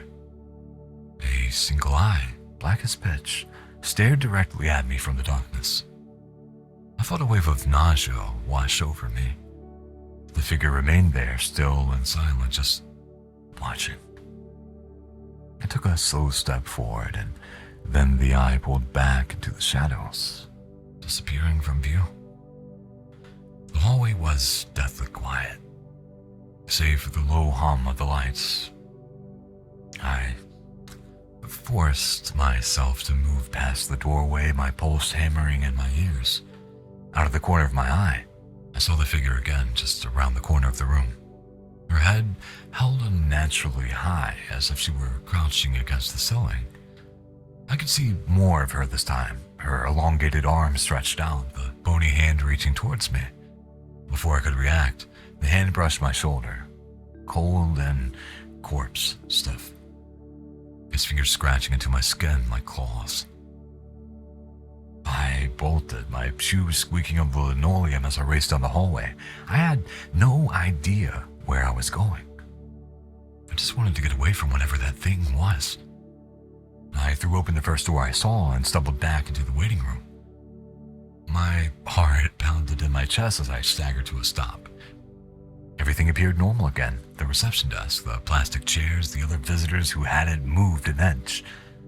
It was as if nothing had happened. But my skin pricked with the lingering touch of that hand. Glancing at my shoulder, I noticed 3 faded scratch marks, a reminder that something was very, very wrong. I slumped back into a chair, catching my breath, trying to make sense of the nightmare I had just experienced. I reached into my pocket and pulled out the crumpled list of rules, my hands trembling as I unfolded it. I glanced at Rule 4 again, the words seeming to taunt me. If you hear your friend's voice calling from down the hallway, do not leave the waiting room to look for them. I had ignored it, and now I was starting to believe that those rules weren't a joke after all. I tried to calm myself, my breathing coming in short, ragged gasps as I leaned back in the chair. I ran my hands through my hair, trying to force myself to think rationally. Maybe I was just sleep deprived, or maybe the stress of seeing Chris collapse is catching up to me. And I told myself that I had only imagined the things I saw in the hallway, but no matter how hard I tried to convince myself, the feeling of that cold hand brushing against my skin lingered. I again glanced at the clock. 1:45 a.m. The minutes seemed to crawl by. I couldn't shake the dread that had settled in my chest. My thoughts drifted back to the list of rules. Each one seemed ridiculous on its own, but after my experience with the hallway, I found myself paying closer attention to each word. I need my glasses, but it makes my model go all goofy. That was when I noticed him, a man who hadn't been in the room before. He stood near the entrance, his hands stuffed into the pockets of his long coat, his eyes scanning the waiting room like he was searching for someone. His presence sent a jolt of unease through me. I was sure he hadn't been there earlier. I would have remembered his tall, lanky figure and the unsettling way his gaze seemed to linger on the other visitors, one by one. The list, I pulled it from my pocket and read the third rule again. If a visitor arrives asking for directions, do not help them. The man's gaze found me. Then he started walking towards where I sat. My body stiffened, every muscle tensing involuntarily. There was no mistaking his intention. He stopped a few feet away, leaning slightly forward as though inspecting me. Excuse me, he said in a voice that was calm but too deliberate. Could you help me find the ICU? I seem to be a little lost. The tone of his voice was polite enough, but there was something off about it. Something that put me on edge. It was though he was trying to mimic normal speech, but wasn't quite getting it right. I glanced around the waiting room, but no one else seemed to notice the man's presence. The receptionist didn't even look up. I shook my head, gripping the list tighter in my hand. "I'm sorry. I can't help you," I stammered. The man didn't move. He just kept staring at me, his eyes narrowing slightly. "Are you sure?" he asked, his voice growing softer, almost coaxing. "It won't take but a moment. It's just down the hall, right?" I didn't know what to say. A part of me felt guilty for not helping him, but the words on the list kept flashing in my mind. "Do not help them." I forced myself to look away, hoping he would take the hint and leave, but instead, he took a step closer. "It's not very kind to ignore someone who needs help," he said, his tone now edged with something darker. I glanced at his face, and for a split second, his features seemed to shift. His mouth stretched into a wide, unnatural grin, the kind that didn't belong on a human face. The corners of his lips seemed to extend too far, the teeth behind them slightly jagged. I shot up from my chair, stumbling backwards. The man's smile didn't waver as he turned his head slightly. He was examining me from a different angle. Then he turned towards the reception desk and started walking, slowly and unnatural. At one point, his head snapped towards me unnaturally, the same grin on his face as he continued walking. I froze. I couldn't look away. Then he reached the reception desk. He just passed through and suddenly disappeared. My gaze darted around the waiting room. The other visitors were exactly where they had been moments ago, their expressions unchanged, their movements as mechanical as before. I glanced back at the receptionist, and she was still at her desk, her face illuminated by the pale glow of the computer screen. My gaze flickered up to the clock on the wall. 1:58 a.m., and Rule 1 flashed in my mind. Avoid making eye contact with the receptionist between 2 a.m. and 2:30 a.m. After a few minutes, I glanced towards her, my eyes drifting out of habit. It was just for a second. The receptionist was staring straight at me, her eyes locked onto mine with an intensity that made my heart skip a beat. She wasn't moving. It was as if she had been waiting for this moment. I tore my gaze away, my pulse quickening. As I turned my head, out of the corner of my eye, I noticed her getting up from a chair, her movements oddly stiff, as though her joints didn't bend the right way. She walked forward, but not around the reception area. She passed through it, like it wasn't even there. I froze, not daring to look directly at her again. Right, Kuma? Sounds like the story I'd read at 3 a.m. Nice. Sounds like you write good stories then, Jasper. I squeezed my eyes shut. I felt the air grow colder, the chill pressing against my skin. It felt as if she were getting closer. I could hear the faintest rustle of fabric, the light creak of footsteps on the floor, growing louder with each passing second. Don't look, just don't look, I told myself, my hands gripping the edge of the chair. I sat there, tense and unmoving, my eyes squeezed shut as if I could will her away by sheer force of will. Then everything went still. The room fell into an unnatural quiet, the buzz of fluorescent lights, the only sound left to ground me in reality. My eyes opened slowly, half expecting to see her standing inches away from me, her face contorted into something inhuman. But the receptionist was back at her desk, looking down at the monitor, her posture unbothered as if she hadn't moved at all. The other people in the waiting room seemed unchanged, as though nothing unusual had happened. I glanced at the clock. 2:40 a.m. A wave of relief washed over me, my shoulders sagging as the tension finally started to leave my body. I forced myself to my feet, my legs still shaking beneath me. I couldn't just sit there, feeling like a trapped animal. I needed to move to clear my head. As I got up to walk around the room, I remembered rule number 2. Never walk past the reception desk without greeting the receptionist after 2:30 a.m. I wasn't about to take any more chances. I turned towards the receptionist and gave her a nod, trying to keep my voice steady. Hi, I mumbled awkwardly. She didn't look up, didn't react at all, just continued to type away on the keyboard. I took that as a good sign and began walking a slow circle around the waiting room, forcing myself to stay calm, to pretend that everything was normal. What's up, Stilly? It's nice to see you. Nyahoy, nyahoy.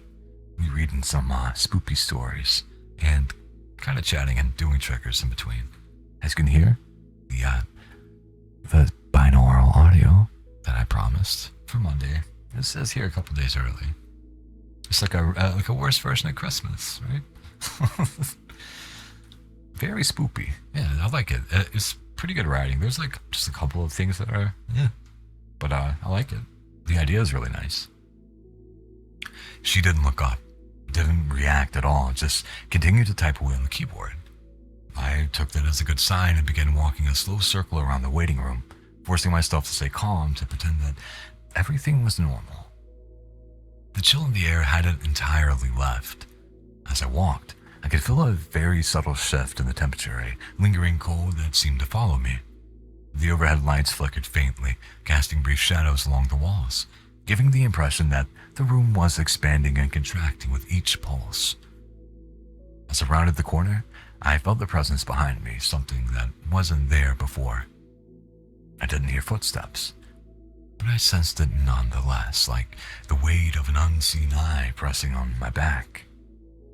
It was close, just out of reach. My instinct was to turn around and look to confront whatever was creeping up behind me, but I clenched my jaw and kept my gaze forward, remembering Rule 8. If you feel a sudden chill, do not look over your shoulder. I walked faster, my pulse quickening as the chill seemed to grow with every step. The lights buzzed louder, the flickering more erratic. I felt something brush against the back of my neck, cold and light like breath.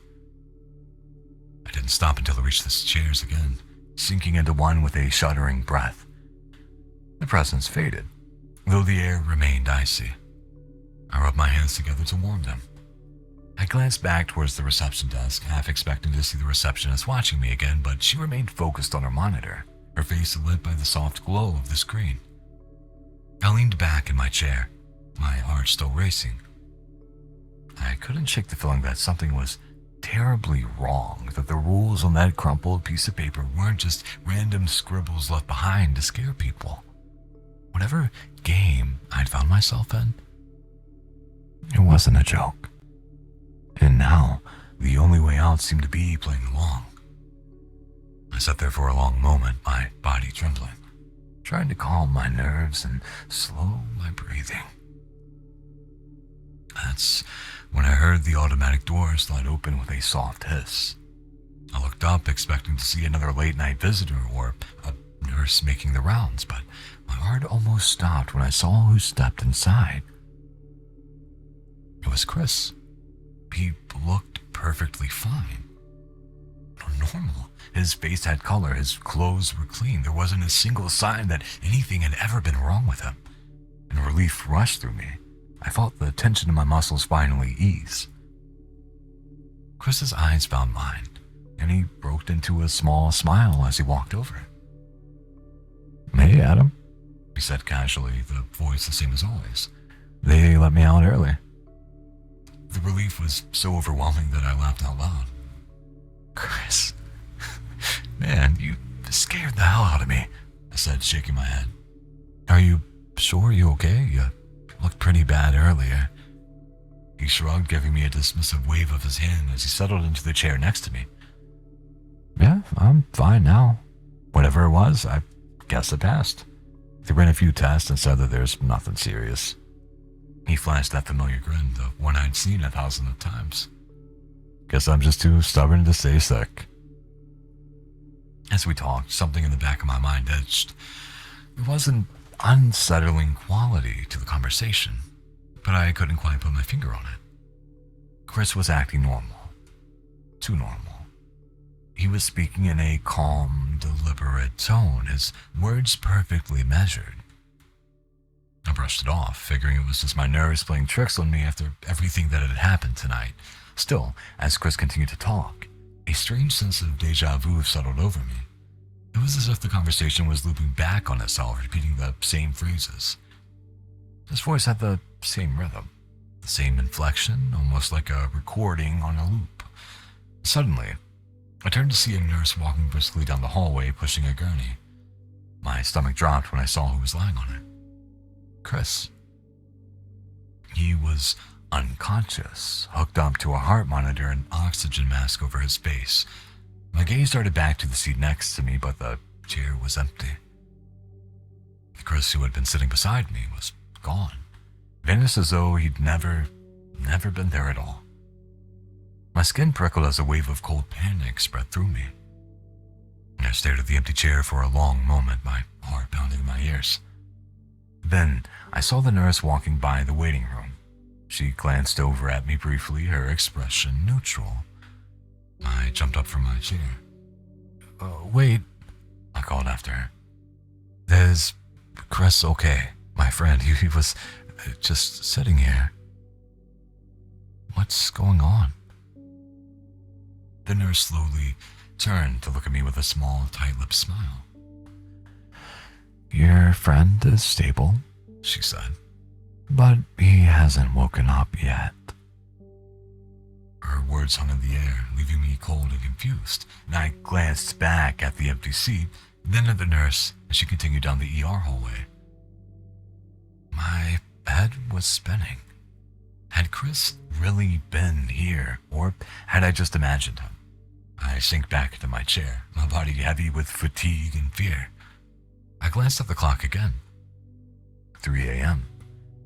Time was moving, but not the way it should have. I felt trapped, as though the minutes were pulling me further into the unknown. I pulled the crumpled list of rules from my pocket and unfolded it with trembling hands, my eyes scanning the lines again, looking for answers that weren't there. I needed to understand what was happening to me, what was happening in this place. But the rules only deepened the mystery. The words twisting in my mind like a riddle I couldn't solve. Time seemed to move strangely now. I couldn't tell how long I'd been sitting in that chair, how long I'd been wandering the room. The clock seemed to skip minutes or stall entirely, and my sense of reality continued to blur. I rubbed my eyes, trying to shake off the fatigue that clung to me like a shroud. I glanced at the clock again, and it showed 5:55 a.m. Almost there, I thought. Almost free. And that's when a security guard appeared in the doorway, his silhouette casting a long shadow across the waiting room floor. He was broad-shouldered, with neatly trimmed mustache and a calm, almost reassuring presence. He walked towards me with an easy stride and stopped just a few feet away. Sir, it's time to leave, he said in a deep, measured voice. The ER is closing for non-patient visitors. I blinked in, my thoughts catching up slowly. But my friend, Chris, is still... Just then I saw Chris walking out of the ER hallway. He waved to me, a tired but genuine smile on his face. Relief flooded me, though, and I started to get up, then hesitated. The words from Rule 9 echoing in my head. If a security guard tells you it's time to leave, check the clock before listening. I turned my gaze towards the clock above the reception desk. 6:01 a.m. My shoulders sagged in relief. I was finally free of this place. I nodded and followed the security guard towards the exit, Chris walking beside me. As we stepped out into the cool morning air, I felt like I could finally breathe again. We got into my car and I started the engine. I felt a small smile tugging at my lips. I pulled out of the hospital parking lot, the tension in my chest slowly beginning to fade. But as I drove, a strange unease crept over me. The world outside the car window seemed darker than it should have been. I glanced at the sky, but it was still a deep, inky black with no trace of the early morning light. It was too dark, too quiet. And I squinted, peering between the trees lining the road, and my heart skipped a beat. In the shadows, I saw faint figures standing there, their forms barely visible, distorted as if they were made of mist. Panic surged through me. I glanced at the dashboard clock, my stomach dropped. 4:30 a.m. How was that even possible? It had been past 6 a.m. when we left the hospital. I turned to look at Chris in the passenger seat, my heart pounding in my ears. But it wasn't Chris. There was a shadow there, sitting beside me. Its form was vague silhouette, its face obscured, but I could feel it watching me, feel its eyes boring into my skin. I gasped, my grip on the steering wheel tightening as my vision blurred with fear. I slammed on the brakes, getting to a halt in the middle of the road, and suddenly I was back in the waiting room, seated in the same stiff plastic chair. The security guard stood in front of me, a grin spreading slowly across his face, his eyes unnaturally wide and gleaming in the harsh fluorescent light. "Time to leave," he said, again, his voice echoing in my head like a taunt. I felt my mind start to unravel. Had I ever even left the hospital at all?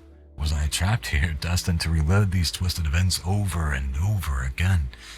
I buried my face in my hands, my breathing ragged as a sense of hopelessness washed over me. It felt like hours passed, but it could have been minutes or even seconds. I didn't know anymore. I was dimly aware of the nurse standing in front of me, her voice calm and soothing, pulling me back from the edge. "Sir, your friend is stable," she said gently. "He's going to be okay, but he needs rest. He'll be transferred to a hospital room soon, and you can visit him during regular visiting hours." I looked up at her, my vision slowly clearing. The waiting room was just as it had been, no sign of the security guard or anything out of the ordinary. I glanced at the clock. It read 6:30 a.m., and a soft glow of morning sunlight filtered through the glass doors, filling the room with warm light. The nightmare was over. I nodded to the nurse, murmuring my thanks, and stumbled out of the ER, the cool morning air a welcome relief. As I reached my car, I glanced back at the hospital, half expecting to see something out of place. But it looked like any other hospital in the early light, mundane and unthreatening. I got in the car and drove home, the sun finally rising to chase away the last remnants of darkness. Later that day, I returned to the hospital to visit Chris. He was awake, sitting up in bed and looking surprisingly well for someone who had collapsed suddenly the night before. "Hey," I said, my voice trembling slightly as I pulled up a chair to his bedside. "How are you feeling?" Chris chuckled weakly.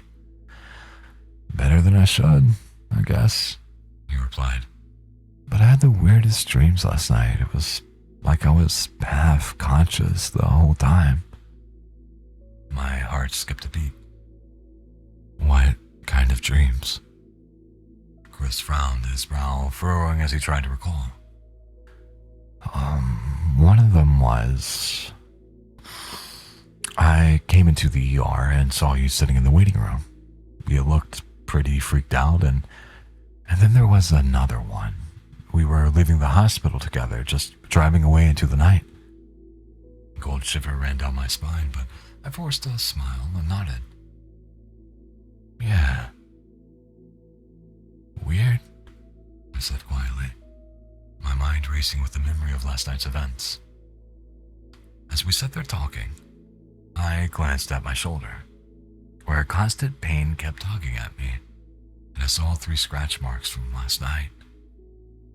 I couldn't shake the feeling that somewhere out there, in the darkness of the night, I had just escaped. Something was still waiting, and the rules of this place would not be so easily forgotten. Seems like a friend got hacked?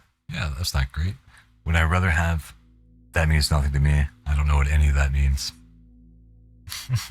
I'm not a tech-savvy guy, but I am going to be a coffee-savvy guy and pour myself another cup. I will be back in roughly 1 to 2 minutes.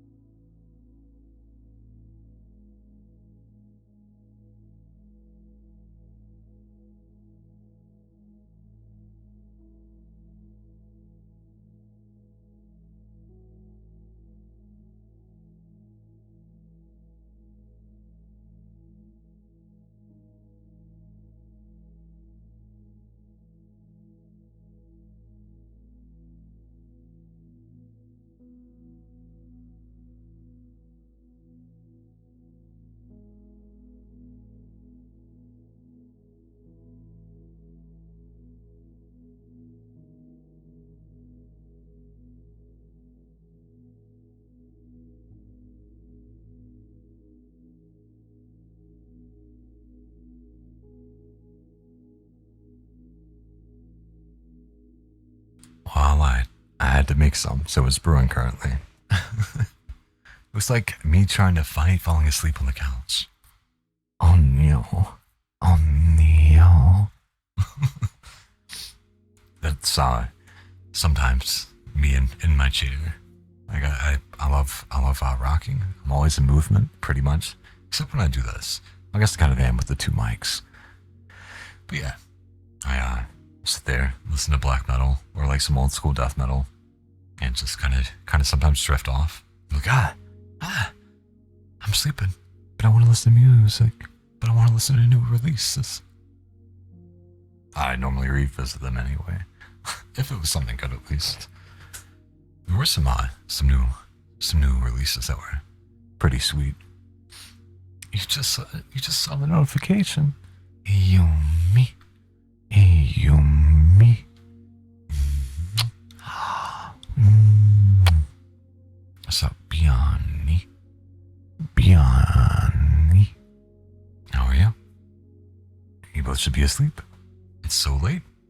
It's so late, but it is the weekend, and yeah, you'll both do what you want. No doubt about that. We'll find another story. And because the you me is here, I guess we'll do some triggers for funsies. If I find something.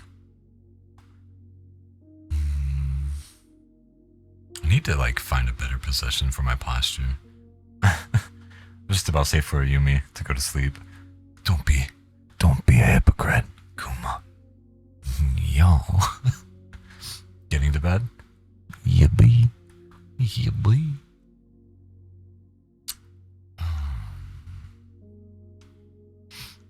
I should have never confiscated my son's Tamagotchi. That's an interesting one. And it is way too long for that title. Have you guys ever seen, I forgot who made it, but it was like a horror game in which you like take care of a Tamagotchi girl. It was a Manly Badass Hero video that I saw like years ago. It was pretty cool. It's an interesting concept. Bad things happen. Like you're supposed to care for them, and like there's like multiple endings based on your treatment of the person. I'm already in bed, eyes wide open. Hey y'all.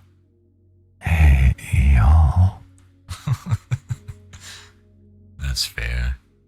Realistically, I'm sure. Like I'm already tired. It's not late, but I'm already tired. I've been drinking coffee all day, and I feel like by the time I'm ready to actually lay down for bed, that's kind of where I'm going to be at with like just have so much caffeine in me that I will be tired, my mind will be tired, but my body will be very awake. Also, Yumi. I think the Yushi model is almost done. We're going to be setting things up with it and doing like a last review of it in the V2 studio. So there might be a handsome Hembo Nova. Finally. And yeah. Yeah. That's the thing. Unfortunately, I think it'll just mainly be used for games now, though. Since I'm not doing the host club stuff, maybe I'll bring it back temporarily, or occasionally, when I feel a little flirty. But maybe not. Anyway, that's neither here nor there. Bleh. Anyway, for the bun, we'll do some. We'll do some checkers, as well as continue to occasionally say yippee.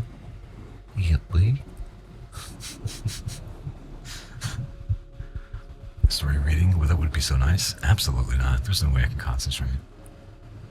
It's hard enough to do this. I have one doing that, the other tapping.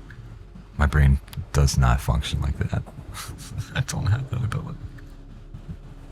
It's a skill issue. I have the skill issue. Whoa.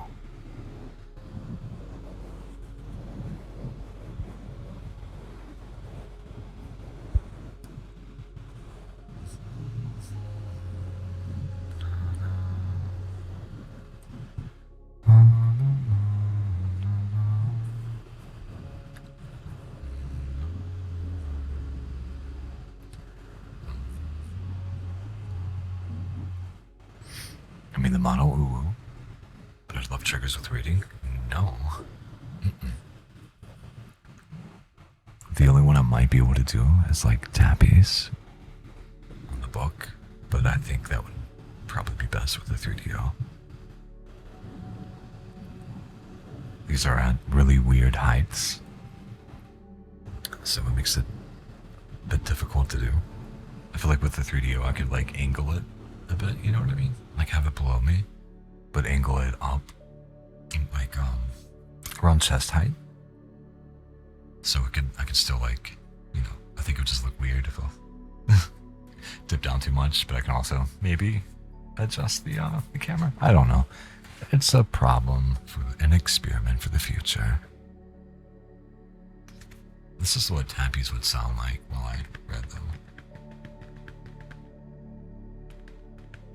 It barely picks them up from this.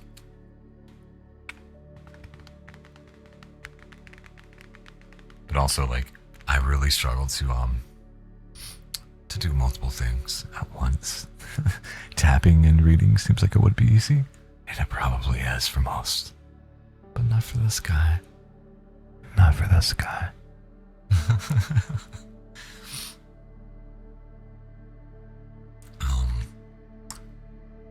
Let's go for it. Let's go for the story. Until 3 weeks ago, I was living with what most would consider a simple and happy life. I'm a stay-at-home dad, probably on Reddit more than I care to admit. I met my wife, Noriko, or Nori for short, in Osaka, Japan, 12 years ago during a work trip for an advertising agency. Shortly after, we started dating. Nori was offered a senior position at her company's newly opened New York City branch, and at the time, I was living in Connecticut but working remotely, so it was an easy decision to move together in NYC. Plus, her mother lived in Queens for the past 30 years, so it just made sense. 3 years later, we got married. The following spring, we had our son Nicholas. Again, I'd like to emphasize that we've lived in what I call a pretty normal life. We've had our ups and downs, but I've never experienced anything quite like what I'm about to share. 3 years ago, Nicholas pulled this little gizmo out of his backpack. At first glance, it reminded me of a Tamagotchi, a little piece of plastic that could easily fit in your pocket. 3 or 4 little buttons on the top and a cheap display up top. However, the design wasn't colorful like I remember the Tamagotchis being. It was obsidian black. From a distance, you could easily mistake it for some kind of medical device. And even stranger, I could never actually see any pet on the display. Either way, Nori and I didn't have a clue where he got it. We presumed a friend at school must have gifted it to him. He called it his tether pet, and was nothing short of obsessed with it. Okay, Kuma, have sweet dreams. And thank you for spending your time with me. It's always appreciated. And I hope you felt relaxed and comfortable.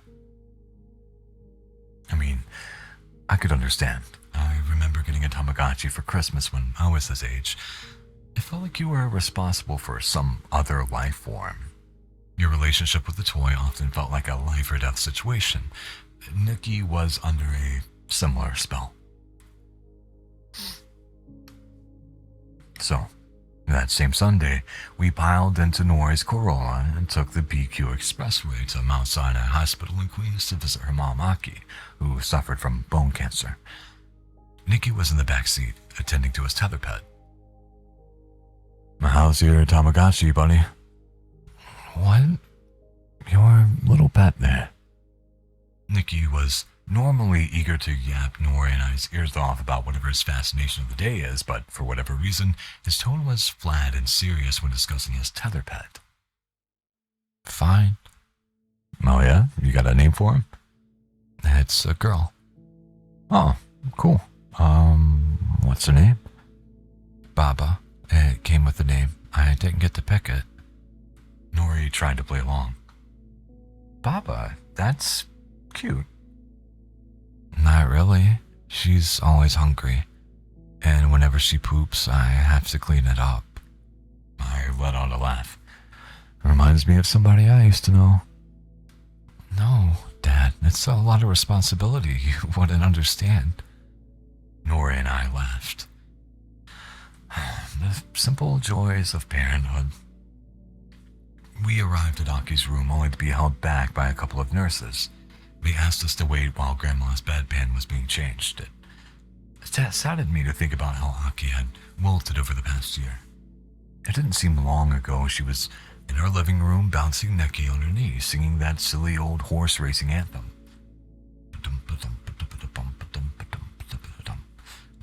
Nikki loved that. He'd blow up in a fit of laughter every time. Now she couldn't even get out of her hospital bed. It crushed me, but I guess it happened to me someday too. Before I could get too melancholic, a nurse opened the door with a smile. She's ready to see you now.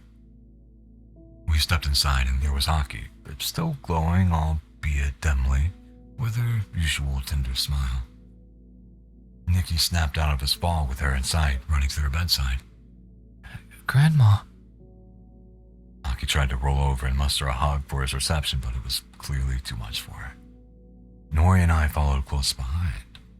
This had become a very difficult ritual for Nori to get used to. Aki told us about how her treatment had been going. She was always in pain, but that there was still a chance she could get through it. I don't know why, but I never had any real faith that she would.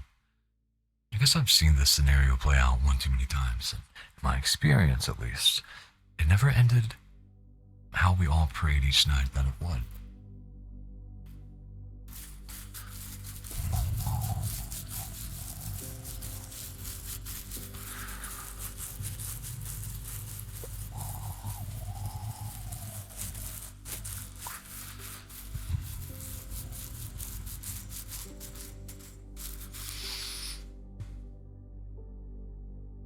After some more thank you, Yomi.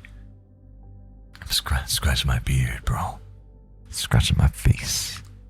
Neck. After some more light conversation and updates on work, school, etc., Nikki pulled out his tether pad.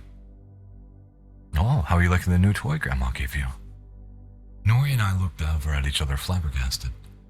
Aki gave it to him. She could barely get out of bed, let alone go buy Nikki a toy from the store. Aki, where did you get the toy from? I asked. Oh, I think one of the doctors gave it to me. Yeah, it's something they're giving to a lot of patients around here. It didn't make any sense, but before I could ask more questions, the nurse came in and told us our time was up, and that Aki needed to get some rest. Nori and I had a couple of conversations, theorizing about why the hospital would have given her the toy. Maybe it was some charity connected to the hospital. Either way, we had more important things to worry about, so as the days went on, we let it go. Everything in our lives continued as normal, until the day Nikki lost his tether pad. It was last Friday. We were just sitting down for dinner when Nikki comes shuffling into the room looking on the verge of tears. I can't find my tether pad. Nori was setting the table. She had really went all out for us that evening. Okay, well, after dinner, we can all take a look together to find it. Observing my son more closely, he wasn't just upset, he looked devastated. You don't understand. She could die if I... At this point, I decided it was time to do some fathering, and I took a knee. Listen, Nicholas, I understand your toy is important to you. But it's just that, right? A toy.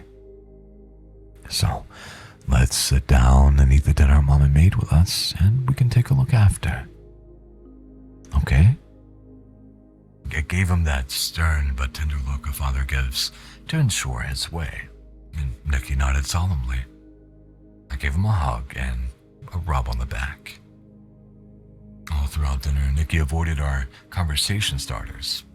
How was school? How was soccer practice? What do you want to do this weekend? Etc. It was clear his mind was racing. It really rubbed me the wrong way. I don't remember ever being this stressed about my Tamagotchi. Just then, Nori's phone rang. She moved to the edge of the kitchen to take the call. I watched as her face slowly settled into a more serious expression as she listened to the other end. She responded with simple, short acknowledgments of what she was hearing. As she walked over to the living room, she hung up and began to put on her coat. Is everything okay, honey? I mouthed to her silently. Aki. She nodded. I think it should be fine, but if it becomes serious, I'll call you. That sounds good. I looked to Nikki and provided a distraction. Shall we look for Papa? Nikki nodded his head frantically, clearly unwilling to wait even a second longer. We looked around the house for quite some time. He was certain that he had come home with it, so I was pretty determined to help him find it. It really felt like looking for a needle in a haystack, though. It wasn't until we were just about to give up that we found it, fallen beneath the shoe rack near his backpack. I thought for sure we'd have a small celebration of our efforts, but Nikki didn't even smile. He just picked it up and began to shake his head. Oh, man. What is it, buddy? It's just a lot of build-up. Oh, Of what? Poop. I laughed. It's not funny, Dad. She could have suffocated. From the poop. I laughed even harder. I've always had a stupid sense of humor, and Nicky, presumably offended by my not taking this seriously, retreated up to his room. Alone, I decided this would be a good time as an to pop an old samurai movie for my own selfish pleasures. Plus a 3-hour routine runtime would keep me up long enough in case no one recalled. But about halfway through the movie, she came to the door, sopping wet. I guess it had started raining. She explained that everything ended up okay, a false alarm. I cut the movie short and went to bed. As we laid together under the sheets, it was becoming clear that she couldn't fall asleep. What's wrong, babe? When I got to Sinai today, Mom had an accident. Oh, like she shit herself. I wasn't sure how to respond, but luckily she continued. What if we get so old or sick that some stranger has to literally wipe our ass? I chuckled. I mean, we probably will. She rolled over and looked at me with a playful concern. I don't want a stranger to wipe my ass. So you're saying it has to be me? She finally broke into a giggle. Well, how about we promise to take care of each other then? I kissed her on the cheek. Deal. The next few days were normal. Well, the new normal. Nicky seemingly had lost interest in having friends over with his ongoing tether pet responsibilities. In fact, we even got an email from a soccer coach that he was absent-mindedly monitoring his device while on the sidelines. We used to get emails that he needed to stop hogging the ball so much. And one evening, as we put him to bed, we explained that if his pet continued to affect his school participation, that we would have no choice but to confiscate it from him. He appeared gravely disturbed by this notion. That'd make you a murderer. It was such an absurd thing to say, but he said it with such conviction. A conviction that I don't believe any 8-year-old should be able to fill. I'd soon understand why. Yesterday, around noon, Nicky's at school. Nori's at work. I get a call from the principal. Everything's fine. We just wanted to let you know that we needed to confiscate a toy from your son today, as it was distracting him from classwork. No parent ever enjoys these calls. I apologize. We've talked to him about this before. We'll have another chat about it tonight and make sure he gets the message. Would you like us to hold on to it for now or send him home with it? God, I wish I could go back in time. Hold on to it. I knew Nicky would be furious, but as a father, I assumed this was a good opportunity for some tough love. And sure enough, when Nicky got home, he was in a panic. Dad, they took my tether pet away. She's gonna die, Dad. She's gonna die. I got on one knee and gave him a look. Even if it dies, it'll be okay because it's just a toy, right? You can always start over. He started crying, as though really accepting the fact that this could be the end for his pet. It's not just a toy, Dad. It feels real. It is real. Right then it all clicked. Nicky wasn't grieving a toy. He was grieving his grandma. I felt a wave of relief, now seemingly able to connect the dots that didn't align to me before. I decided to make this a teaching moment. Nicholas, death is hard. We're all facing that with Grandma right now, right? Nicky nodded knowingly. But it's a natural part of life. It's not wrong or bad. It's okay. It can feel sad to let somebody go, but everything will be okay.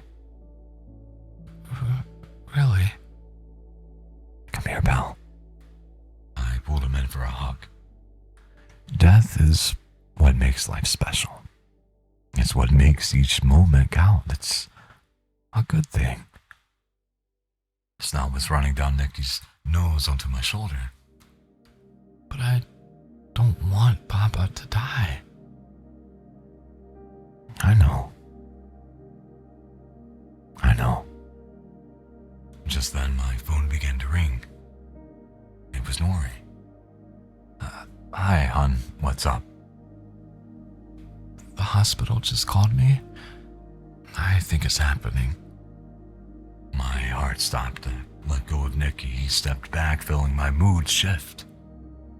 What'd they say? She's refused to eat or drink all day, including her medications. Then she had a seizure and has only been getting worse since then. Where's Nikki?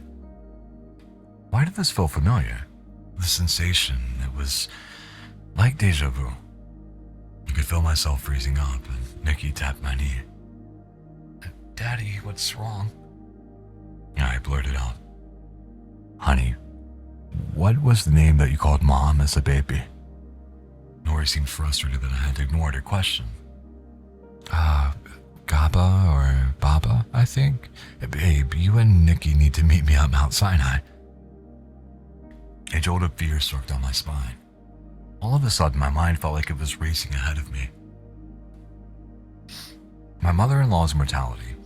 Being connected to a toy was quite the leap, I know, but in that moment, it truly felt crystal clear. How could this happen? It felt like the most basic rules of reality were simply torn out from under me. I had to move. Fast. We're on our way. A wall of obsidian clouds lay heavy above our neighborhood.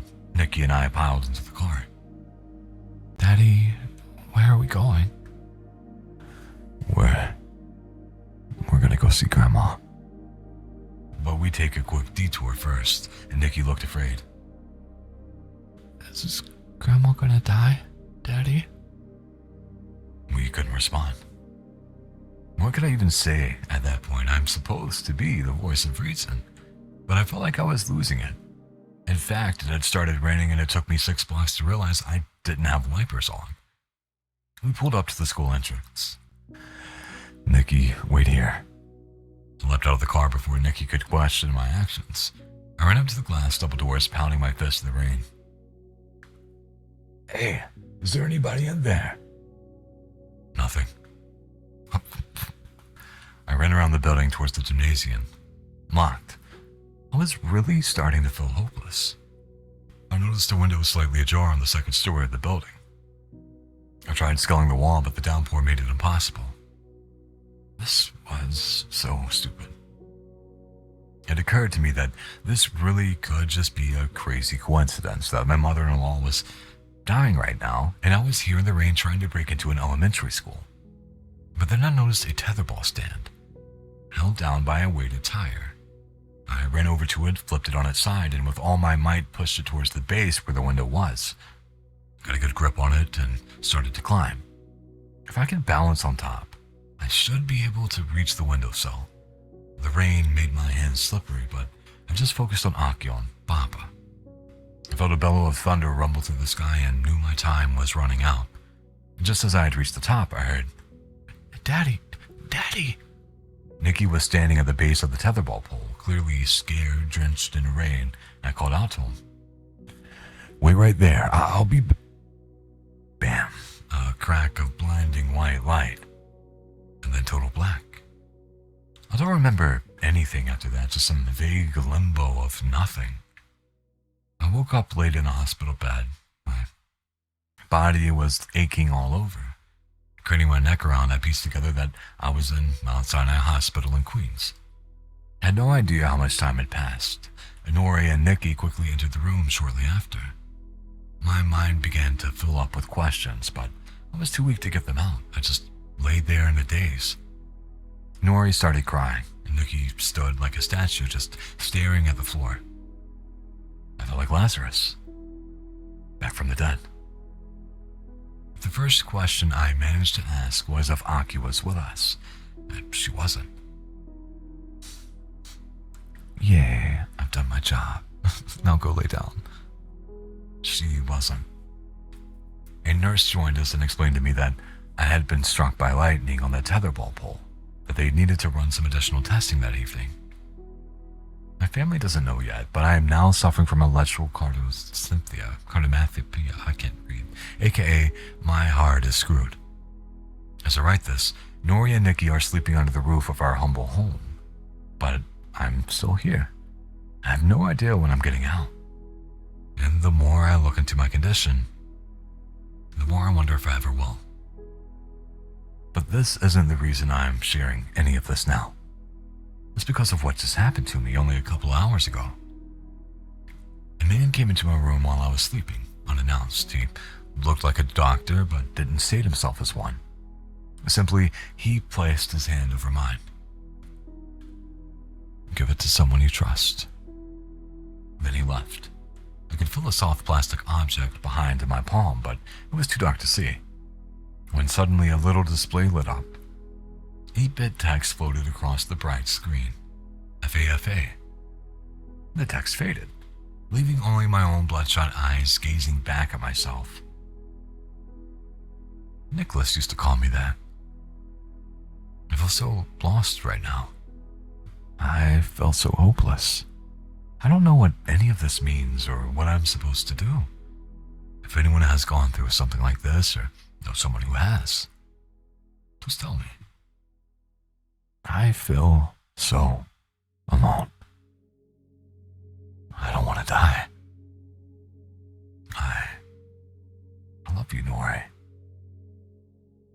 I love you, Nicholas. That was alright. Now we're gonna go finally pour that coffee. It's only 7:30. I should be awake.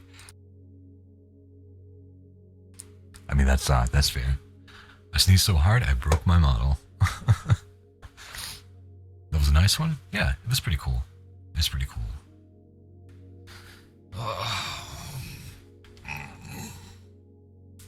I think I'll end stream when I finish the pot of coffee. I think that's fair. It should be a couple of hours, I imagine. 1 to 2 hours, somewhere there. I'll be right back. Enjoy my model dancing.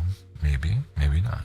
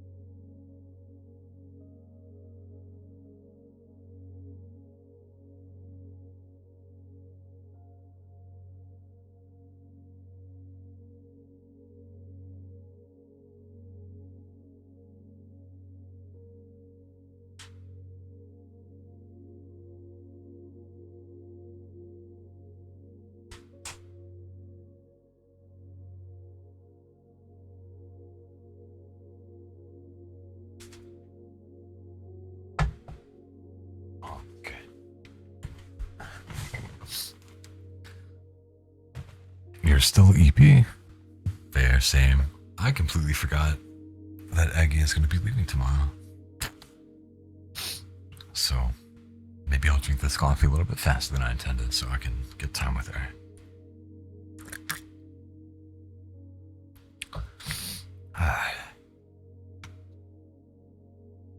Yeah, she's got some cool guy stuff to do.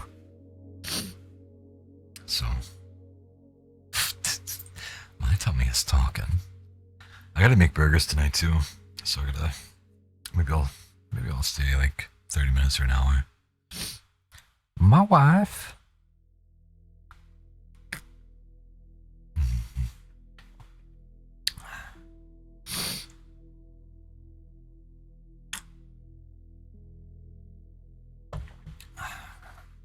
I'm just gonna make that sound after every sip, I think. Burgers sound good? Make it chicky and veggies. That sounds great. What kind of chicken though? What kind of chicken? We had for lunch. She made chicken quesadillas. They were pretty good. It's just chicken and cheese. For breakfast, we had some Wendy's, and yeah, I got the breakfast baconator. I got 2 of those and those like yummy seasoned fries. It was delicious. It was yummy. She's only gonna be gone a day, but still, it's just like I don't know why. I went out there to go get coffee. We're just talking a little bit, and I'm like, wait, you're leaving tomorrow? She's like, yeah. I was like, are you gonna stay up late tonight? She's like, not too late. So I'm like, oh bullshit. Oh no. It's like I completely forgot you're leaving. She's been telling me like every day, pretty much. I'm unfortunately that person where I just have bad memory. Sounds great to you, me. Remind me if you can, because I will forget. But I'd like to message her and wish her a happy birthday. I know it won't mean very much, but still, she's someone I consider a friend and a very sweet person. So, yeah, I have nothing to offer either. Except for audio. Maybe I'll record something if I can remember. Biscuit King, nice name. Nyahoy. Nyahoy. Welcome in. That's so cute. That I'm a forgetful guy? Ooh, I don't know. We take care of each other though. It works. She's had 10 years with me, so it's nothing shocking or alarming for her. I don't have a lot planned for tomorrow. I'm going to be kind of testing out my model for the gaming channel with the model maker tomorrow, and probably spending a little bit of time with Sue. I imagine maybe I might game. I need to get back to playing Final Fantasy 14. I haven't done that in a while. It's one of those things that is like in the back of my mind where I'm like, I really need to play this again. I finally got Scholar. I got my favorite class. I need to relearn Summoner, and it'll be good. But like playing on EU servers as an NA boy, you gotta do it early in the day. Unless you want to heal constantly. That would mean so much to her. She's very sweet, man. I'll try to remember to do that. Just please give me a heads up, because I can just like be like, fuck, that's right, I was gonna do this thing. My husband used to play all the time. You know, it's like a huge depression thing for him. The game suffered. The game got bad. It's not what it used to be at all. But I think it's like, because me and Eggy used to play it. Back when I worked at a factory, I would come home, and that would be like the first thing we do before anything else. We sit down and play. Then we show up, she'd make dinner, and we'd watch some YouTube stuff while we ate, and then just play that all night, every single night. It was our thing. She didn't like MMOs before me. She still really doesn't. But that and Terra Online were our exceptions. And then something like changed. We around Endwalker, because we were really into Shadowbringers, and it just wasn't great. I don't know what changed about it. We couldn't get back into it. His friends stopped playing one day, and I think that's what really did it for him. That's fair. That's fair. It's one of those that's really weird to get into, because you have to... I was watching the newest Trash Taste episode. Didn't finish it, but they were talking about how, like, you literally have to get through A Realm Reborn before it gets good. And that takes, like, at least 60 hours. 40 to 60 hours nowadays, I think. And that's with them cutting it down. But it's just, like...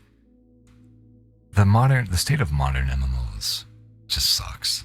Like, Final Fantasy 14 is in, like, World of Warcraft, I guess, are like the top ones. It's the best. But still, like, it lacks so much. And, like, any new releases we get are going to be pretty much cash grabs. Are going to have some sort of gotcha in it.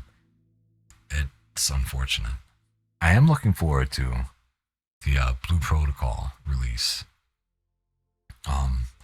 Tencent ended up getting the rights to it after Bandai Namco completely biffed it. And it was like, they did it with the backing, or with the tag of like having, like bringing Japanese MMOs to the world. So it seemed great, and production on the game looked great. It seemed really cool, like a mix of Monster Hunter meets Terra Online. It seemed really cool, and then it just apparently sucked so bad that not even the Chinese or Koreans would play it, and the Western release got completely trashed. But from what I've heard, Tencent has picked it up and kind of started to rebuild it and turn it into something different. So now they have the Holy Trinity. I thought DPS, Hills, and Tank. It seems like it's going to be good now. And we do, as far as I know, we'll be getting it sometime this year, even in the West. I think it's still going to be free to play. I think it's unfortunately going to have minor gacha elements, but not as bad as it can be from what I understand. Definitely looking to playing Healer in that.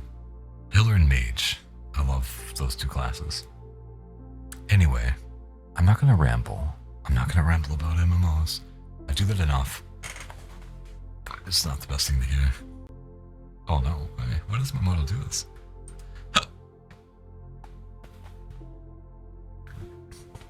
Okay, let me turn up the music just a little bit so I can hear.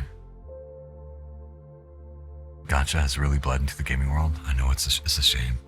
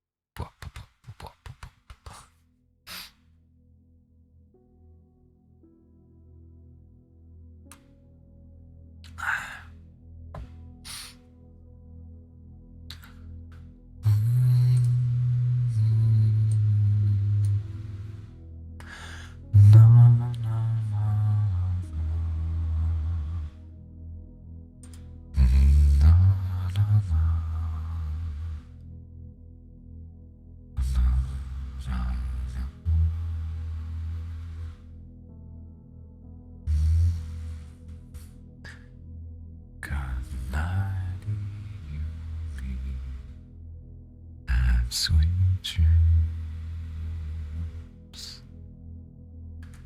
Good night, you and me. Sleep, sweet dreams. Close those eyes, little bunny. Dream. Dream on me. Okay, that's enough. You got your own mini song. You got your own mini song. Nothing will beat Isla's song though. The creepy, spoopy, little 3 a.m. song. I hope you enjoyed it. Have sweet dreams, Bunny. Thank you for being here. Thank you for all of your help too. I have so many chores I'm putting off. That's fair. That's fair. And you know what? I'm in a perpetual state of putting chores off. I very much relate. I very much relate. Not the best.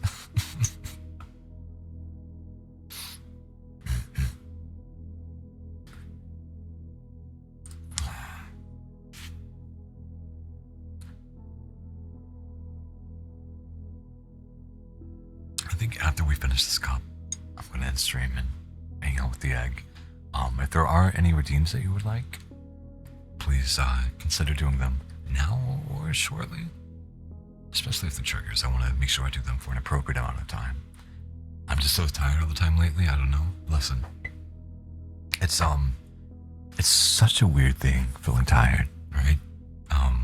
Because like I used to do welding and working 10 to 12 hours a day, and that's a very different kind of tired than streaming. I remember like the first time I ever streamed, I was legitimately shocked at how like socially drained and how tired I was.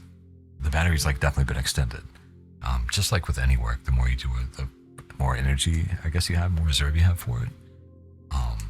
That was probably like one of the things that I did not expect at all. Just I guess how tired you get from something that seems very simple and low cost, low energy. You're not doing anything physical. You're literally sitting around playing a game or talking. But it's surprisingly draining sometimes. Again, not as much as it used to be. But I feel that too. And it's also weird, I've noticed, like when I'm in when I'm doing everything right, when I'm like exercising a lot and eating a lot and, you know, doing things like that, oddly enough, I don't feel as tired. So it's like, I feel more physically tired, but I feel like I have more energy, if that makes sense.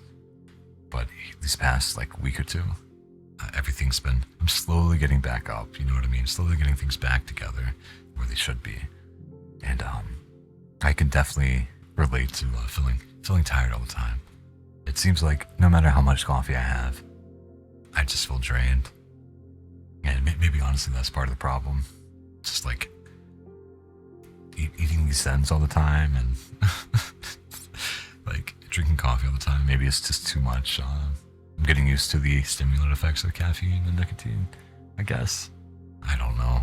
But I definitely need to get back to doing some exercise. I'm finally getting like schedule kind of hammered out. So doesn't help too that what I like to do, like the exercise that's fun involves being outside and has been raining and thundering and lightning. Oh, did you hear my tummy? Oh my god. I've discovered that if I take care of myself, I feel better. I just suck at the consistency. Yes. Like I'm one of those people, right? Where I will get heavily into something, like obsessively. Exercise is one of those things. But then something will happen. Usually like a mental thing. And I'll just drop it. And then one day I'll pick it up and be like, oh, this is really easy. I'm just an idiot for not doing it. It takes literally as much time as I want to with it. And even doing a small bit is better than nothing. I remember like I completely dropped doing weights.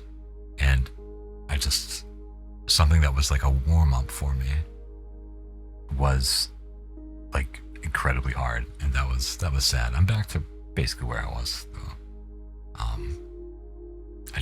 It's been a while and I'm like, I need to do it. So I'm hoping tomorrow. I don't have anything planned. I think tomorrow will be like a good day to get things started back in that way. Weights are cool. I don't like to go really heavy. My best bud, still is a strong guy, but he really messed up his shoulder doing, I forgot what it was. And it's not been the same since. So he'll still lift heavy, but his shoulder is like pretty much in constant minor pain. And I'm like, yeah, I'm never gonna lift heavy for that reason. Like, I also don't go to the gym. I just have like a barbell, an easy curl bar, and got a pull-up bar I gotta get installed and built, and just like some free weights, so dumbbells and kettlebells and stuff. But my favorite thing, it's like the most gimmicky workout tool. I don't know if you've heard of it, but the mace bell. It's just a mace with a lightweight handle, and all the weights on the end of it. But swinging that stuff is like help, because I have shoulder problems as well. It's from a work-related injury some years ago, and it's actually helped that like feel better and strengthen up like those parts back there, I guess, that are just not as strong. It's a really fun tool. That's what I was talking about. Like I want to go outside and use that, but it's just been storming, so I can't. You love that thing, isn't it great? It's I don't know. It's just so cool. It really works so much, and it's like I love doing the squats with them, like where you bring it back behind your head and like not slam it down, but makes it feel more like a game. Exactly. I was when I went to visit the same guy I'm talking about, he had one as well. I was like minorly embarrassed to admit that I had it and was using it. But before going down there, I mentioned, like, I was like, I know this is really gimmicky, but there's this thing that I really like using. He's like, oh, bro, I have one. He had a 15-pound one. He was saying, he's like, I wish that I had a 10-pound one, which is what I had. I was like, yeah, I think like once I can do 100 of the 360s with the 10-pound, I'm going to go up to the 15. So I ended up doing that there. I was doing it like every day. That vacation was really nice for that. I kind of miss being there. It was fun. But I ended up doing 100 on each side of the 360s. So at the end of the trip, he's like, you should just take the 15. You're going to do more with it than I will. It's like, yes. Thank you. I appreciate you. He also is the one who got me that pull-up bar. So I need to stop being lazy and build that. Usually, or I have a really bad caffeine addiction, around 600 to 1,000 milligrams a day. Listen, I was like, before starting tofu, I love coffee. I love coffee, first of all. That's why it's a very big part of the channel. But I was having like 2 to 5 cups a day. But now that I don't know what maybe it's just because I'm like kind of running around more, if that makes sense. And I don't say that in a negative way. I do very much enjoy doing this. But I think it's like that. I don't know. I just drink much more coffee. Yeah. Wasn't that exciting? Wasn't that a profound string of words?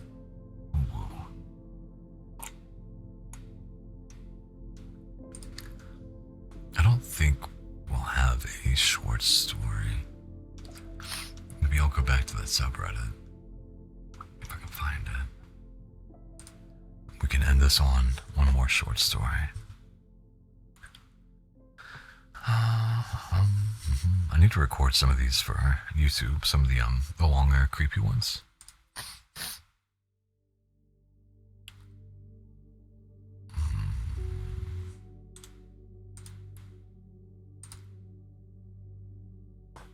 Okay, this is short. And since the Ko-Fi bot is pushing the page, I will do the obligatory thing of if you like ASMR audios and cozy little things, there's some free ones on Ko-Fi that you can download. If you become a member, you gain access to the very, very, very small Discord, and usually I'll be in there sometimes, occasionally playing games. Yeah, just hanging out. Usually at nights, whenever I can't sleep. But you also gain access to free members only audios with that. That's enough of that. We'll read the story. Okay. The Museum of Oddities. Grindel never liked the ambience of Museum of Oddities. It always bothered him how it never slept. One night, he could be wandering around the statue of Monkey. The next, he could be in a completely new area that he swears was never there to begin with. Now, he found himself as their new night guard, but he doesn't remember signing up for the job. An alarm was set at 9 p.m. for the next day, and the moment he walked through those eerie double doors carved from a chopping block, he knew something was off. The office door invited him in after he made his way through most of the exhibit, and he sat in the black leather chair that was so uncomfortable it became comfortable. The owner mentioned that there was a new arrival that afternoon to him, but he doesn't recall getting a meeting with the owner to begin with. The new arrival's name was the Bird of the Time and Age. The origin of it is unknown, but what was known of it was that it belonged in this museum. The night went on, and as it did, things started to become less and less normal. The sound of a whisper like fire to his ears, a glimpse up from paperwork after noticing something in the corner of his eye every now and then. An unsettling aura of death descended on him like an anvil on a feather. The ambiance was unbearable, almost as if nature itself was telling him he had to leave. The clocks ticked by, but time doesn't feel like it's moving. The room's scent became unfamiliar, like rotting sugar or burnt oil. He can feel the heat and the darkness creeping in around him, the ambience and overwhelming force to this now shattered psyche. At the corner of his eye, he swears he saw the shadow of a bird's wing stretched out. The whispering of voices became a bellowing beast, the office ambience morphing and warping like a fever dream. He exits the room and tries to leave the museum, but when he opens the chopping block doors, he finds himself back in the middle of the office. He tries again and again, the unsettling dread of inevitability, sapping his energy with vigorous rage the more he tries to leave. Again and again and again, he finds himself back in the middle of the office, and the smell and the darkness imbue themselves with the room before it. Before Grendel knew it, his world was falling to its knees. The smell overwhelmed his nose until it seeped out into the corner of his eyes. The darkness engulfed any chance Grendel may have had to leave, and the wings of the bird spanned across the length of the door, almost as if they were no wings at all. As dawn approached the Museum of Oddities, dusk was just as fast to follow. The days became weeks, the weeks became months, seconds becoming years until nothing was left. To this day, nobody knows what truly went on during the night of the Museum of Oddities, but a skeleton was found in the bird's cage, where Grendel was never found at all. Bum bum. Okay. That is where we end today's stream. Thank you all for being here. Thanks for hanging out and making this fun. You guys make these streams really enjoyable. Dun dun dun. Yeah. It's not gent, I swear. But yeah. Appreciate you guys being here and spending your time with me, and hopefully I've helped you feel a little bit more relaxed. A little bit more at ease. Of course. I'm happy that I can do that. I'm happy that it comes across and it reaches you.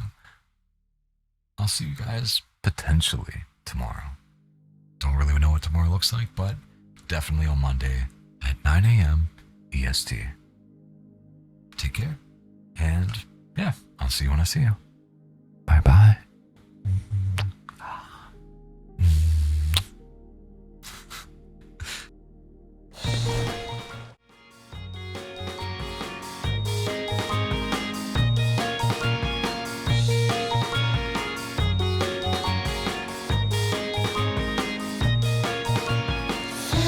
Could I